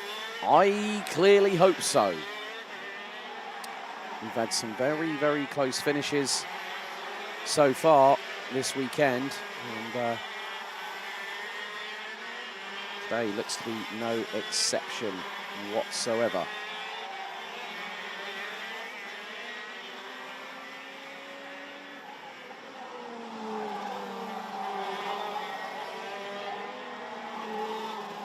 So another lap in the books.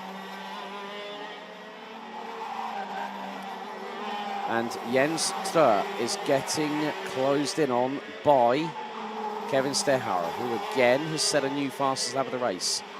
But Jens Steur is starting to respond.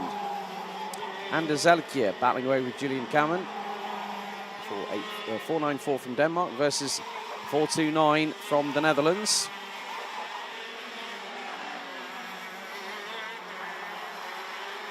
But Kevin Stehauer is not giving up at all. He's taken nearly a tenth out of the race leader. We could be getting closer and closer to a gap of just over a second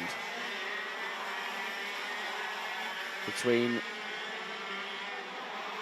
Kevin Stehauer and Jens Steur, and that gap is just 29 thousandths north of a second. Julian Kamen again trying to get on terms and look to dive up the inside of Anders Elkje. Oh, a little bit of a side pod touch between the pair. Julian Kamen trying everything in his power to get through on the Dane, and the Dane's just like saying, no, you won't get past me. Not yet.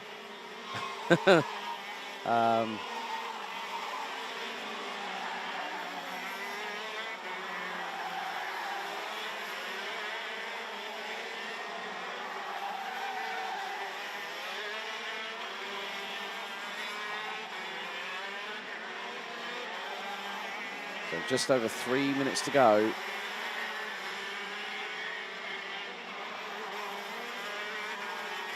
And Kevin Stehauer might have the Jaws music ringing in his ears. As he's closing that gap once again. Gap now, just under a second.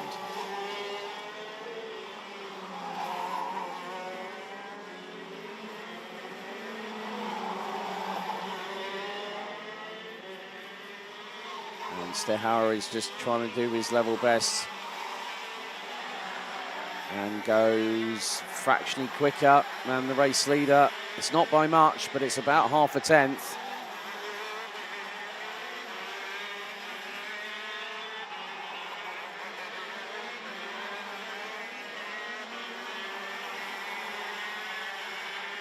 And now it's 0.791 seconds. Kevin Stehauer with 2 minutes plus an additional lap to go. It is within the realms of possibility. It is definitely in the realms of possibility that Kevin Stehauer could close that gap in the next 3 minutes of racing. And there is Martin Versteeg, who's got Sita van Miert up the inside. Sita, unfortunately, having that drama earlier on in the race. Now she's got through on the number 542 from the Netherlands. And once again, Stehauer is closing that gap. Is he going to set a new fastest lap of the race? Is they're going to come across the line now? 0.6. It's, I think now, there's going to be this plus 2 additional laps. So we're on lap number 15. So we're going to have, I think, 17 laps of distance completed of the 1,366 metre circuit here at Mariembourg. As you can see, the sun starting to set as we are about 50 minutes away from sunset here in the nearby locality here in Mariembourg, and we're just outside of Cauvin and Philippeville, to mention just a couple of the places in the locality here in Mariembourg. But yeah, nearly a tenth taken out of the opening sector by Stehauer. Okay, 2 laps to go.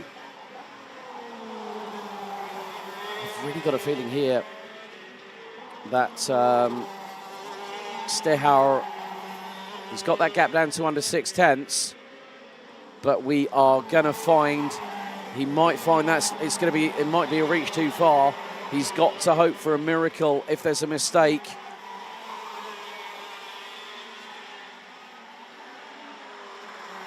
From Jens Stur, but there's going to be one more lap to go.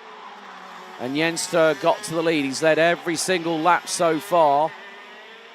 And Stehauer has been his chief rival. But the last lap board, not just of the KZ2 Masters and X30 Super Shifter Final, is about to get underway, but it's the last lap of the weekend. Jens Stur leads Kevin Stehauer onto the 17th and final lap by just over half a second. And Jens Stur and Kevin Stehauer were matched nigh on a thousandth of a second apart in the opening sector. So this might have lit the fire underneath Kevin Stehauer's backside to say, right, okay, I've got 1 lap to go. I'm going to push all I can. If I can't catch it, he's deserved that win. And it was all about the start. Stehauer's starts have been mighty apart from one of the heats. The super heat, Treux got sideways, the left and right-hand side of the rear axle, doing a bit of a shimmy on the start after he put the power down. But out of the final corner, KZ2 Glory and Winter Series Championship title beckons. Jens Stur books his place on a test day in Formula 4 with MP Motorsports, and with it, a set of Vega tyres. And there is Kevin Stehauer. Just as if that's a silent mark of respect. Jens Stur led every single lap of that race. And Stehauer got close, but at one point he was half a second behind Kevin Stehauer. Jens Trö takes the win in KZ2 here at Karting Champions League, winning by 0.643 of a second after 17 laps. Ahead of Kevin Stehauer, Daniel Tenbach, Renzo Alibax and Jaden Teen, who ran out the top 5. Julian Kamen and Anders Zaukier ran out the top 7. X30 Super Shifter glory goes to Tristan Bellon in the 649 from Belgium.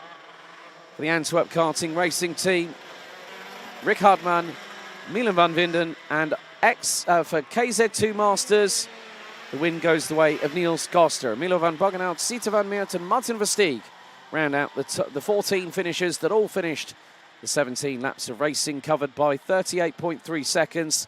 Lap 2, we saw Louis Esser, unfortunately retired due to possible back axle damage, and Kevin Delcroix out on lap 2.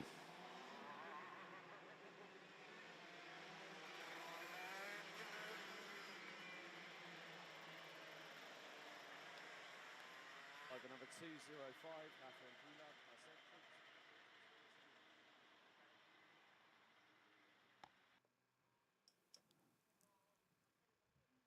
after 24 races, the inaugural Karting Champions League Winter Series is in the books. Fantastic prizes will be given out at our official podium ceremony in just a little while. But despite the racing, we also have to think of people that we have lost recently.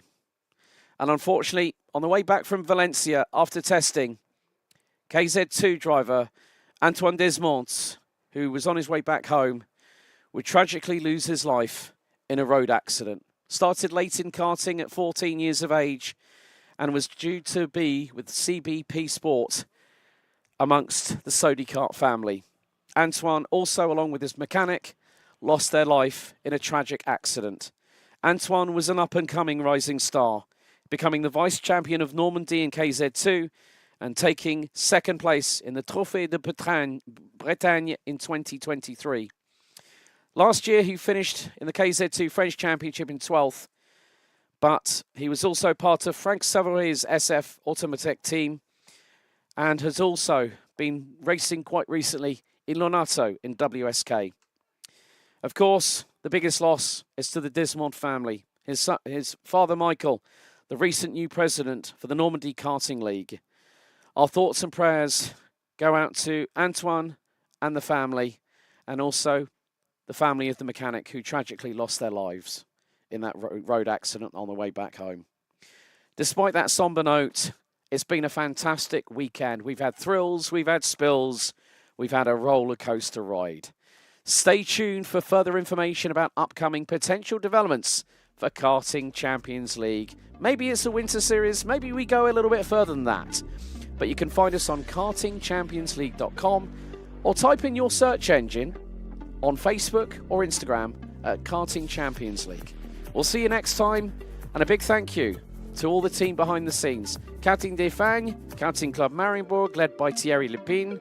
We also have to say a big thank you to Camp Company GmbH, who have done the live streaming, the live timing, providing race control. Big thank you to KC Mariembourg's team of marshals in orange, timekeeping, scrutineers, medical, also our judges of fact, our stewards from the RACB, the Royal Automobile Club of Belgium. A big thank you to the teams, the drivers, the families, and everyone else that has been a part of this. This has been a Camp Company live stream production. My name's Alex Goldschmidt, signing off for now, and we look forward to seeing you all for more racing here in 2025 as the season has only just begun. Goodbye.